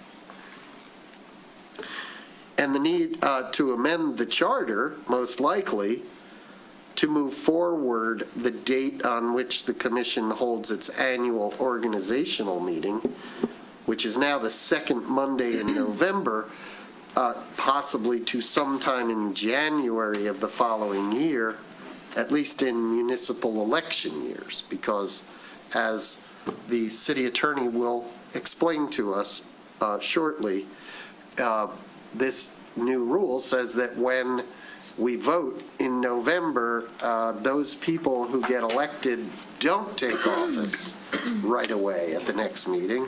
They have to wait until the next year. But our charter currently says very specifically, on the second Monday in November of each year, the commission shall meet at the usual place for holding the meetings, blah, blah, blah, and appoint somebody mayor and mayor pro tem. Okay? So, why don't you address, I think we should address the charter and the law and all that, and then we can come back to discussing the other stuff. So as voting has changed, and I'm going to look to the clerk to make sure if I say anything wrong that she corrects me.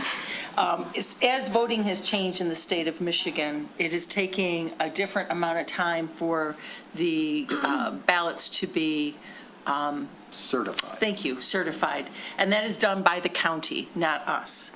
So the problem has been that it's taking them longer to certify, and yet our charter says the first Monday after the election, your commissioners will be sworn in. However, we can't swear you in until the ballots have been certified. Thankfully, and this has been going on for a couple years, that we've been holding our breath, particularly Alex back there. Luckily, the state did do something about this, and they stepped in, and now there's a time limit that the county now has, which is 14 days after the Thursday. After the Thursday of the election, the clock doesn't start ticking that night. It's 14 days after a certain period, which means that we won't necessarily have a certified ballot and certified commissioners consistent with our charter. But that's okay, because as soon as the state says something that's different than our charter, the state preempts our charter. We don't have to change it. We put a footnote on Muni Code and a footnote saying that this particular provision has been superseded by state law. Okay, stop right there. Which provision of the charter do we not need to change? We do not need to change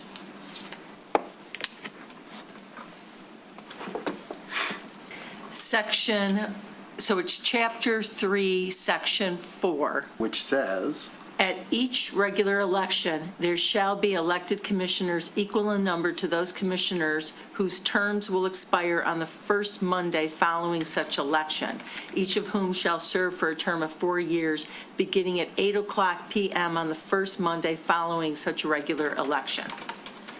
So we don't have to change that. It's superseded by state law. However, Section 5 of Chapter 3 says the language that, Mayor, you previously read. On the second Monday in November of each year, the commission shall meet at the usual place, and at that organizational meeting shall elect one of its members as mayor, et cetera, and mayor pro tem. which has nothing to do with the election results. right? That's just an organizational meeting to appoint a mayor and a mayor pro tem.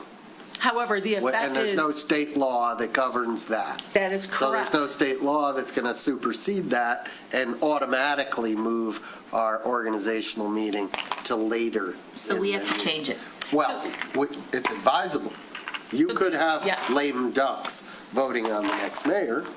That's Right. the alternative. Right, so you could still go forward, but then you don't have new, like this year, for instance, it doesn't matter because there's not a general municipal election. So you still have to comply with Section 5. You shall, on the second Monday in November, and there is a commission meeting the second Monday in November, have your organizational meeting and elect a mayor and a mayor pro tem. But next year, there will be a general municipal election, and if we don't change Section 5 in the charter, it can read just like this, and you can still do the same thing, but then you may have sitting commissioners electing a mayor when they're going to be out in 3 weeks.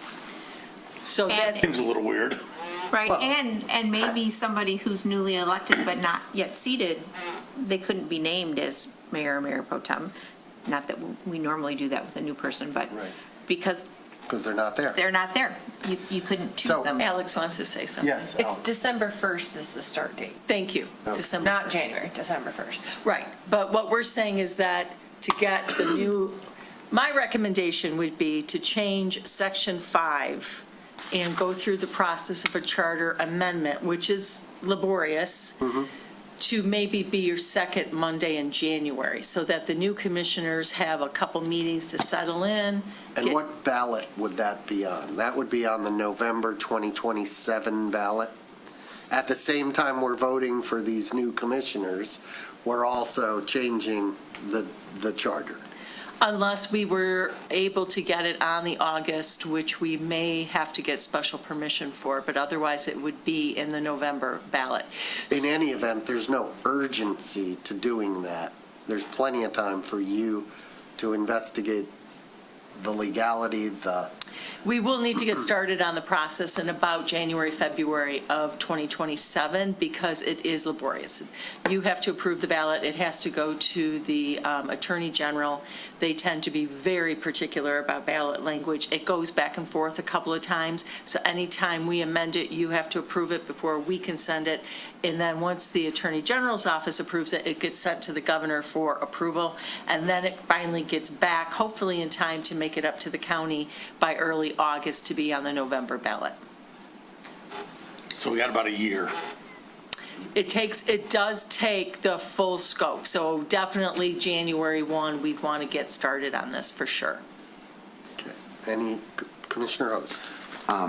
The city clerk said that it has to be official by December 1st. Why are we talking January 1st? Why not just change it to the first meeting in December? Did you say official by December 1st, or So- clock starts ticking December 1st? You shouldn't be swearing people in and letting them take action until after the canvass. So the law would say that these newly elected officials cannot start working until noon on the first day of the month following the election. So November election, they take office December 1st is the soonest they should be able to start taking action. And that gives us enough time to make sure that the election is canvassed. So there's two issues. That's that. No problem there. We can comply with that. Has nothing to do with the charter amendment. The charter amendment says, when do we elect a mayor and a mayor pro tem from among the group? I think she's just saying, and correct me if I'm wrong, make it after January 1st, give those people time to be seated, get settled in, attend a meeting or two, finish up the holiday season. Right, and there might be a lot of people that miss meetings in December with the holiday So season. I think, am I correct? Yes. That that's why you suggest maybe in January. It could be any time. We could make it in June if we want. You could do whatever. There's no Right. reason, there's no reason practically that the selection of mayor and mayor pro tem has to be near an election. They're two different things. So if we said, and this is something we can talk about, well, when we change the charter, we could make it anytime we want. And there may be good reasons to make it in September, or, everybody's always here, or something like that. I don't know. Can anybody think of any reasons why we'd want to make it some time other than relatively close to an election? I think it's awkward, actually. It has been awkward having it so close to the election. And you may remove some of that awkwardness by just getting it away from the election altogether.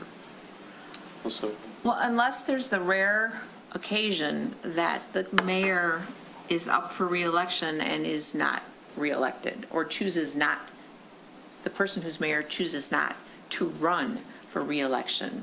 So I'm not sure you want a huge gap, but I do think January sounds reasonable. We just want to be careful, too, on which January we pick, Monday that we pick in January, February, because there's a number of legal holidays running around January and February. So you make a very good point. You don't want to have the mayor elected in June, and then he gets kicked out of office in November, right? And then you don't have a mayor, and you got to do it all again, but not according to the charter. You're doing it because suddenly we don't have a mayor. Yeah, so I think there should be some proximity, but not, obviously, we cannot do what we've been doing, because we have to change the charter, because it can't be that second meeting. It can be, you're just going to have a situation. Right. So this is more or less an FYI. We're not taking any action. We're giving you some feedback, which you can use when you come back to us within a couple months. And we will have to change when we seat the new members to, as Alex said, no sooner than December 1st. So that would be the first meeting in December. Right. Could make sense. Right, but And we that's don't not have to do that's not anything. in the charter. We don't have to do anything to the Just charter maybe for that. It's something just- That's what the state inform the law is public. going to say, yeah. Just a We little footnote. inform the public of. Right. Commissioner Kozlowski. So this piggybacks on what temporary Mayor Pro Tem Long said. So we would need to outline some sort of protocol, even if it's a small gap, right, about what happens if the mayor is no longer serving as a commissioner as of whatever, December 1st, and then we've got to run 6 meetings before a new mayor. 2 meetings. Sorry, 6 weeks was what I was thinking. 6 weeks, yeah. 2 meetings before a new mayor shows up. Is there, are there other communities that do this sort of thing, and we can, You also have a mayor pro tem. Yeah, the So mayor remember, you pro got a tem. mayor, you got a Yeah. mayor pro tem. so I guess. we would Unless say they're both gone. hopefully, and Well, if you then lose both of them, Then you vote temporary and you you vote get- temporary, and, Yep. all right, easy enough. well, if you're not seating the new people, let's say January 1st or whatever, the old people are still on till then, right? Well, If you lose an election in November, You're still Well, serving. you don't You're still- lose an election until the vote my is point is, canvassed, right? there's no Right. vacancies because of the election. The mayor, should he be voted out of office, or she, would still be mayor until that January point. No. No. No, we're saying the schedule is, the election takes place in November. The certification process must be completed by December 1st. The new commissioners will be seated early December. Right, yeah, right, okay, sorry. So, and then No, I get it. the mayor selection process is a month after that. Yeah, So So there is again, this you got the gap. mayor pro tem, and if necessary, you just elected temporary. Yes. To get through. Yep. Over the holidays. so But there'll be no lame duck stuff. So. any other questions on that aspect of tonight's discussion? Okay. The public, anybody who might want to make a comment can hold off or raise your hand. I don't see anybody. Okay.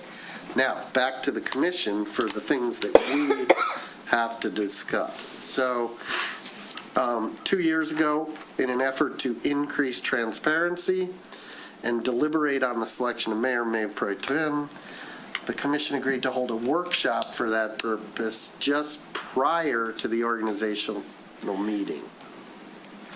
Many saw this as a step in the right direction. However, Last year, when a municipal election meant that new commissioners would not be seated for such a workshop, the workshop wasn't even held.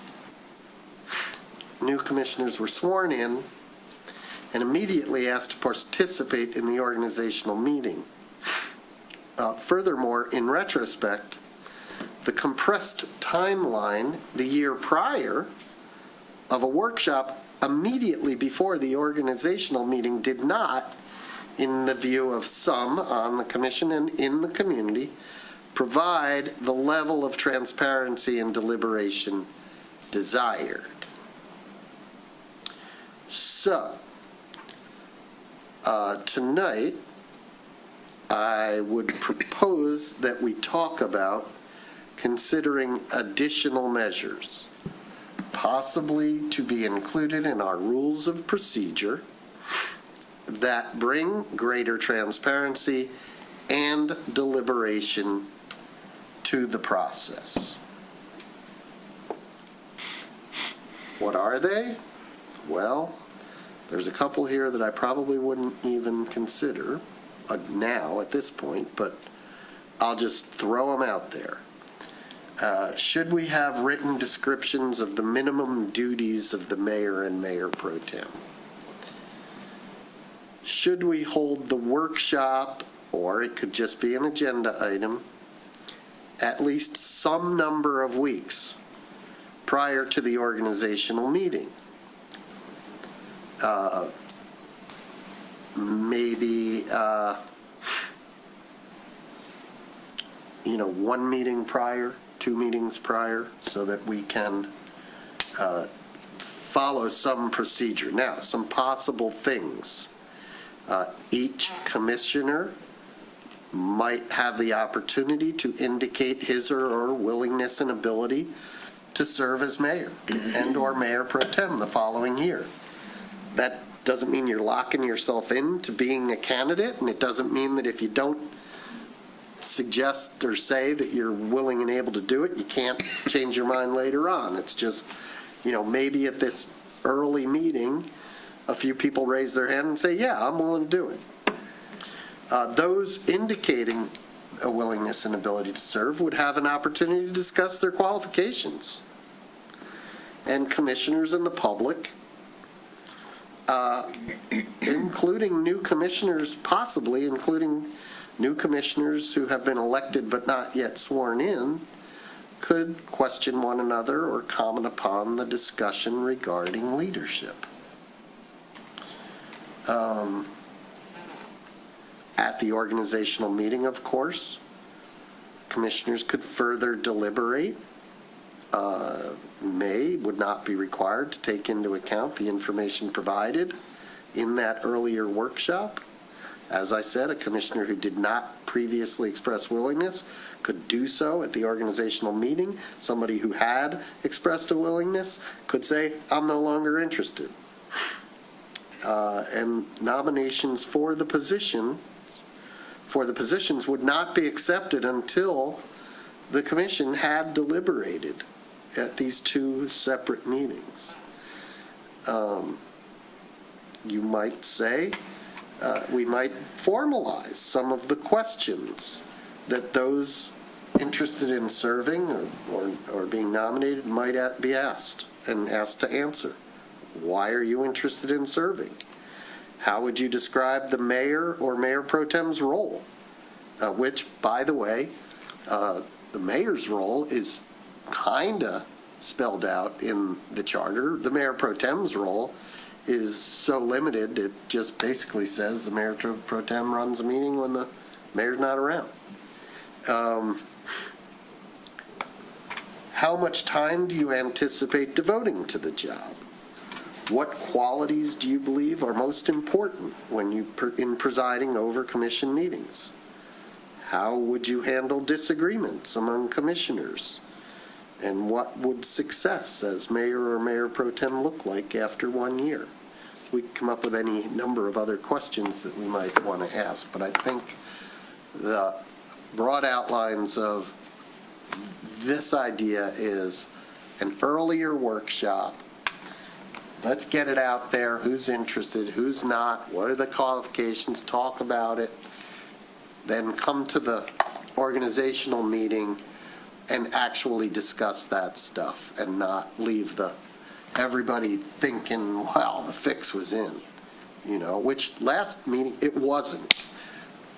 Some folks in the community thought it was, but it wasn't, but whatever. So I'm done.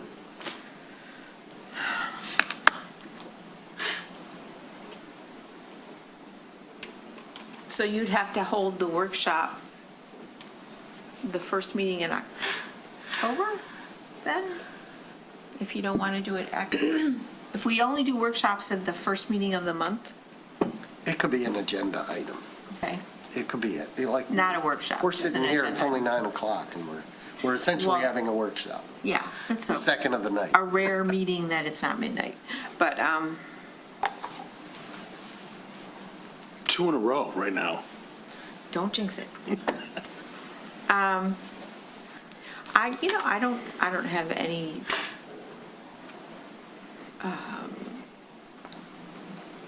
dispute with holding the workshop earlier. It's probably a good idea. Or an agenda item, to have the discussion earlier. Well, you couldn't have it earlier, I don't think. You have to wait till after the election, right? No. Well, if the new commissioners, they would be, you'd want, they'd be in attendance as yeah. So maybe- non-participants. So Maybe they could be in attendance and participate from the floor as members of the public. But you're right. The timeline is somebody like sketching out the So then timeline. you'd have to do it if they are not seated till December 1st, then you would have to have the workshop at the second meeting in December, and then the organizational meeting at one of the January meetings. You're nodding your head. You're nodding your head. Is that, okay. So- Whether it's a workshop or Well, agenda. Yeah, right. But that's what we're talking about. Yeah. Thank you. What about the rest of that is it's really discretionary. I mean, unless you put it in the rules of procedure and say, that's what we're going to do. But again, I don't think we should hold someone, you've got to announce your sort of candidacy at that first workshop. Yeah, but And if you don't, that's it, you can't. No, that's not right. Yeah, but then what is the point? If they don't Well- announce their candidacy and they don't participate as a candidate in the workshop/agenda item. and Well, I then- think I'm sorry, I don't mean to interrupt, but come the organizational meeting, they've got some explaining to do. And look, things come up, We've had people who life changes cause them to drastically change on a dime. So you might say something in November or not say something in November, and by January, it's like different. Circumstances have changed. So I feel like we need to leave open that opportunity, leave open the possibility for that sort of thing to occur. But yeah, you would say, well, you're interested now, but you weren't 3 weeks ago or whatever it was. Why? Reasonable question. Or, geez, you were interested 3 weeks ago, and now you're saying you're not. What's the deal? And you can say, well, it's just personal reasons. I'm not interested anymore. The real thing, the other big part of this, it isn't just whether you're interested in doing it. It's like talking about what the job entails, how you're going to execute it, and this whole idea. I'm telling you, just from experience, this is a difficult job that requires a lot of time, and it takes time to get used to it. Yep. And there's a whole lot to it. And you don't have to approach it the way she didn't approach it the way I approach it. She watched every meeting of every advisory board on video. I haven't watched a single one, okay? That's just one example of how we're way different, right? Bless her heart, she didn't include me in Jack when I was mayor pro tem. We had, we had a period. Now, I include her in a lot because, that's just the mayor, so this is talking about not just the mayor's role, but the mayor pro tem's role. I can tell you from experience and from observation, the mayor determines what the role of the mayor pro tem is. Now, the mayor pro tem may or may not be the mayor in waiting. Sometimes he or she is, sometimes he or she's not. I don't believe the mayor pro tem should be the mayor in waiting. That should not be a presumption. And the extent to which the mayor and the mayor pro tem click, trust each other, it's all going to determine how involved the mayor pro tem is in the day-to-day operation of government. That said, that's the mayor pro tem. The mayor, it's how you approach it. And Jana will tell you, you can call Tom Marcus or Joe Valentine or anybody and say, oh boy, they'll tell you, oh boy, that runs the gamut, It runs the gamut from somebody who's very involved, who's not involved, somebody who's a pain in the neck, somebody who's very cooperative, somebody where the city manager has a great relationship, somebody where the city manager has not so great a relationship. So all those things factor into who we should choose as mayor and the quality of leadership that we're going to have. And we ought to talk about it.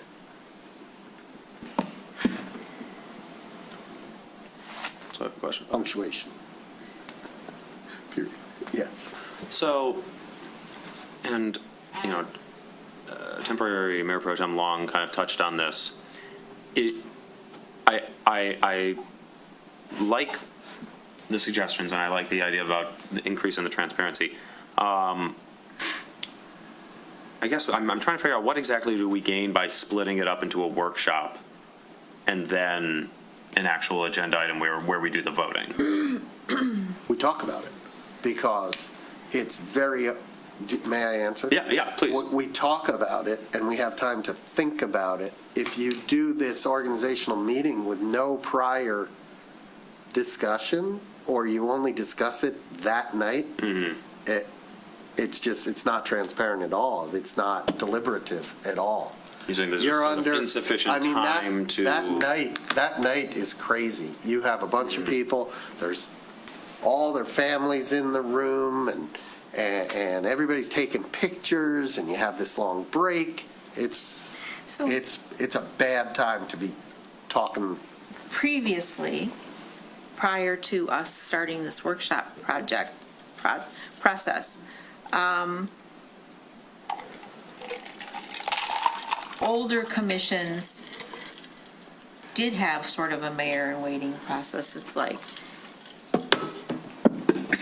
and there was some question about whether they deliberated and how OMA played into it. But people, they just showed up at meetings, they made motions, they took votes, and it was over. And the public didn't get any chance to comment, and nobody understood, how the decision was arrived at. And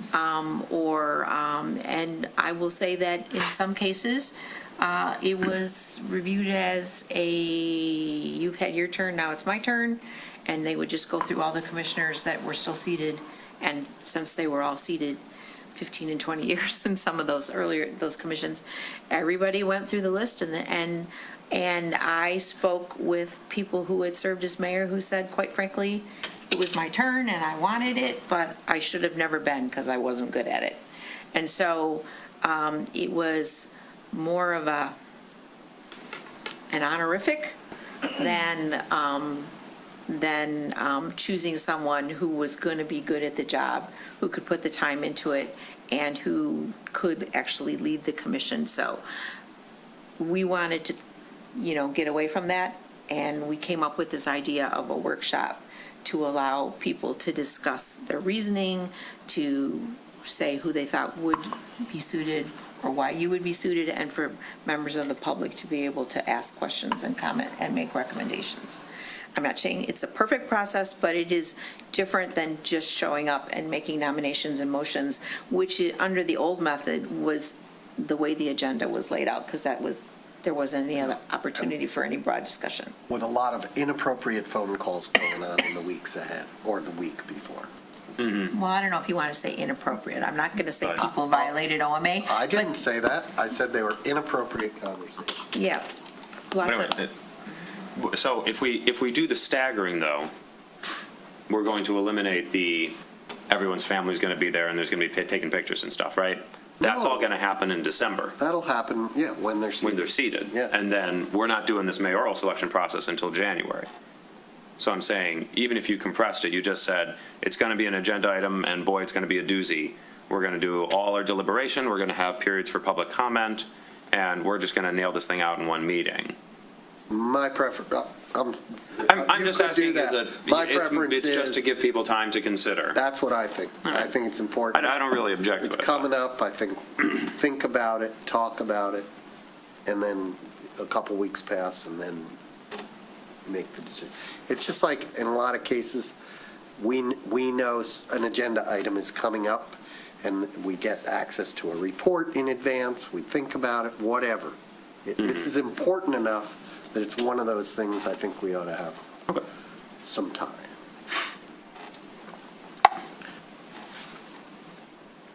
So are we going to, is the objective here to sort of roll this all into a single charter amendment? No. No. Okay. No, there's a charter amendment, she'll deal with that.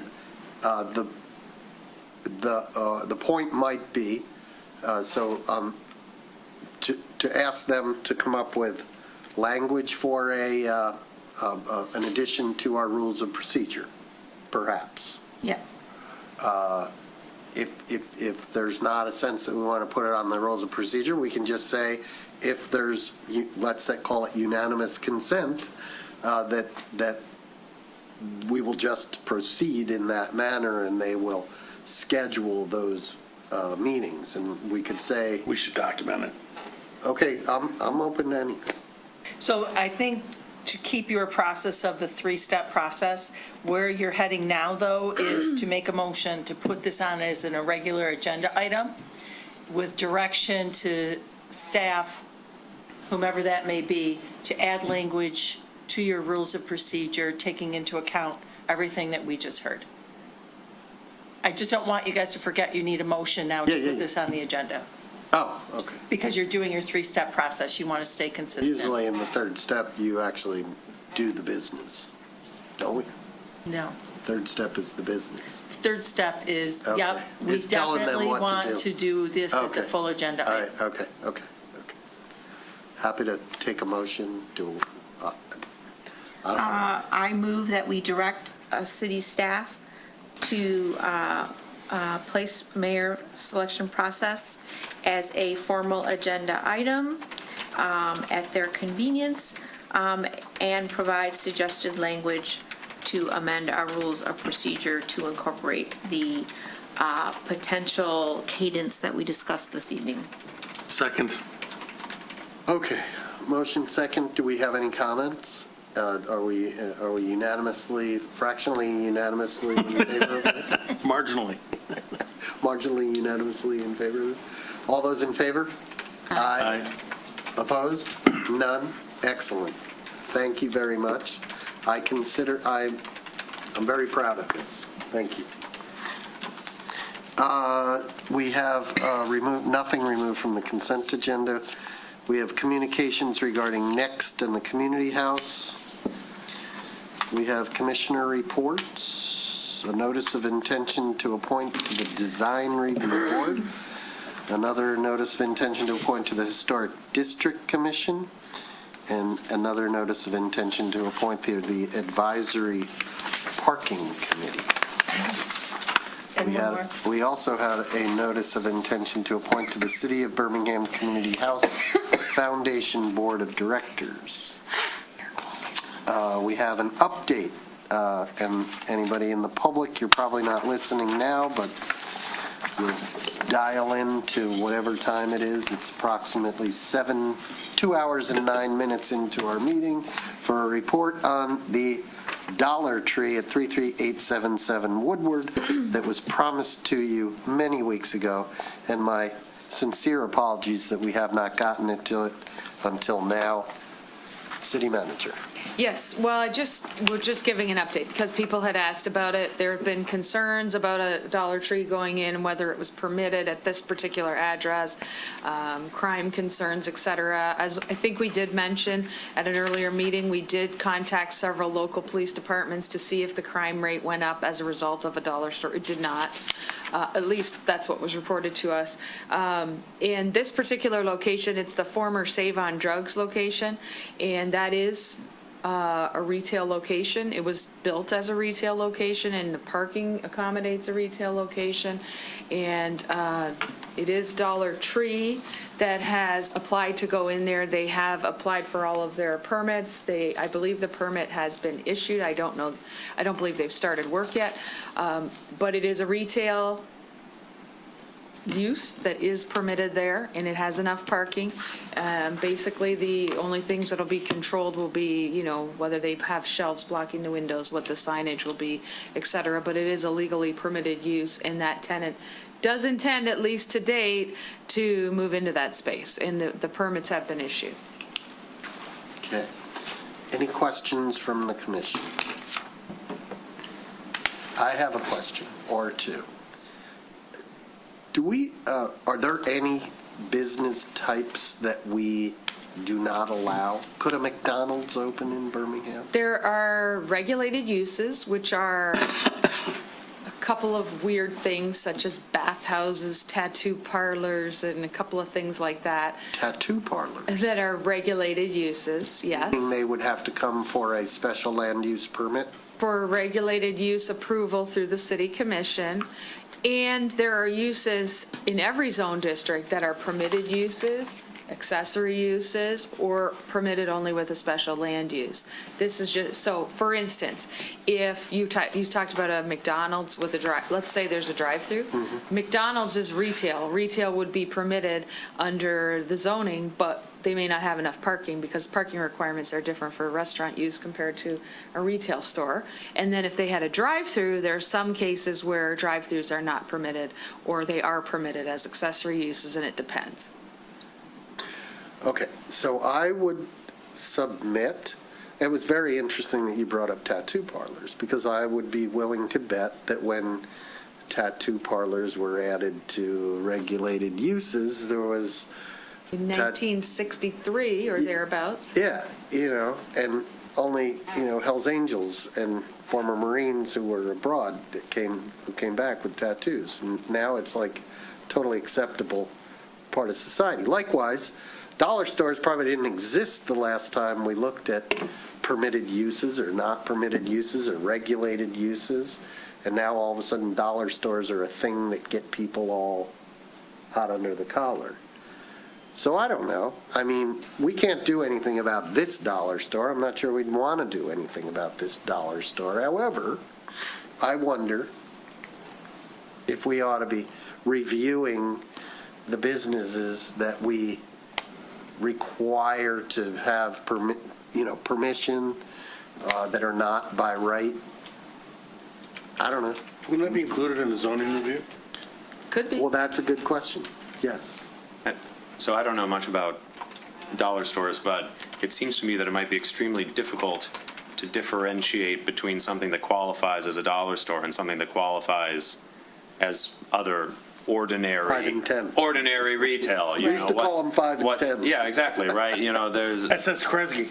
right. Right. 5 and saying, dime. oh, well, if you're, I just feel like we would have to do some kind of micro regulation about this volumes in which you sell things and the prices, and it could be extremely difficult, I think, to just negotiate what we mean when we say what is truly a dollar store.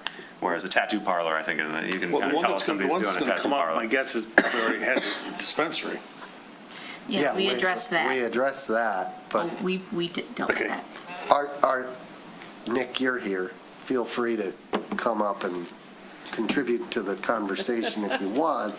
He's going to duck and cover. I'm sure planners, is this not something planners talk about? Changing times, changing mores, and how planning and zoning adapts to those changes without discussing dollar stores and the difficulty, just in general?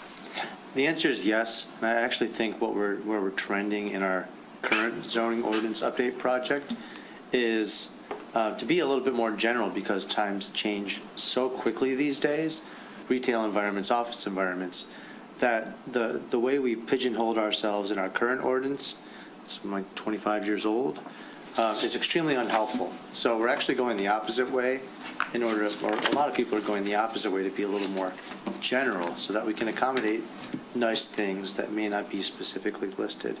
And there are strategies, like Jana mentioned, the ones we know that should be regulated, the ones we know cause a little extra concern in the communities, our special land use permit processes. So we're sensitive to those things as well, but it's trending to be more general.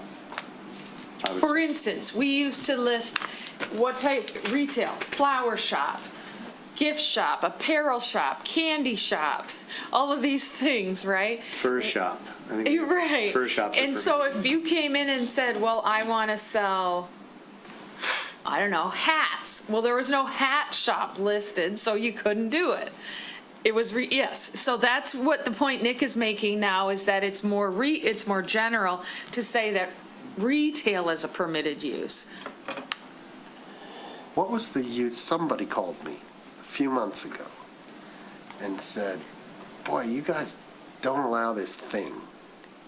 Do you remember? I think Tobacconist, probably? No. Because hookah bars, for instance, are only allowed in certain areas. That's one we get a lot. It wasn't Marijuana that. It was something dispensaries, else. another It was one. something seemingly. It was escape like rooms, No, it was like golf simulators. a yoga or fitness Pilates, studio. maybe. Those of are some are shop. limited in terms of where they are Yeah, permitted. That's right. true. That's what it was. Why? Parking. Parking and yeah. But you just have the Well, parking requirement. Why And I limit can tell where you the- that probably 3 times in the last 25 years, we've brought this up again. Should yoga studios be allowed anywhere downtown or anywhere here?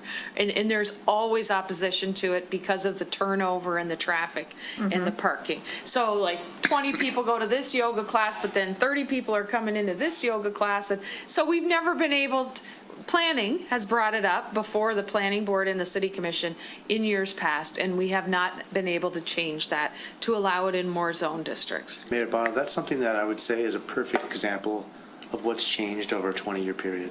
Right. There weren't these boutique little yoga or Pilates type things in 2005. There are now, and people really love them, but our zoning ordinance has remained a little bit antiquated. So we did manage to get them downtown, but there's plenty of zoning districts where you'd scratch your head when I tell you no, they're not allowed. Adams Square is an example. You'd think You're kidding. that'd be a perfect place for that. It'd be perfect because they got parking. Parking coming out their ears. All right, well- Actually not permitted, so it's another thing that we're. That makes no sense.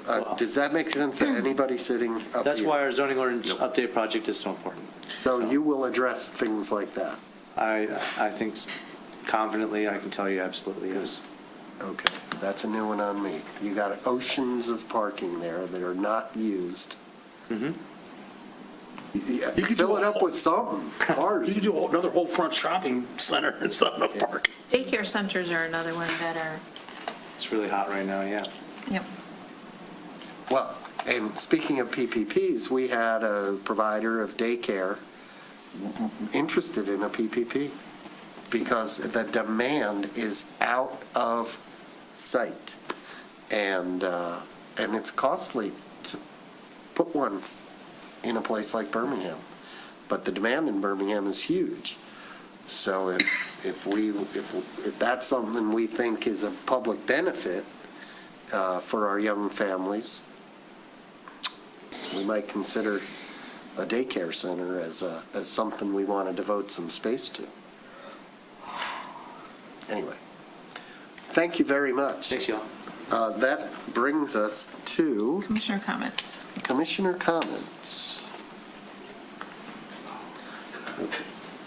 This might have been an appropriate time to bring up the comment or question regarding something about whatever it was, builder bonds or use of public rights of way or whatever. Advisory boards, committees, commissioners' reports. Legislation, city staff. Wimbledon Phase 1 project update.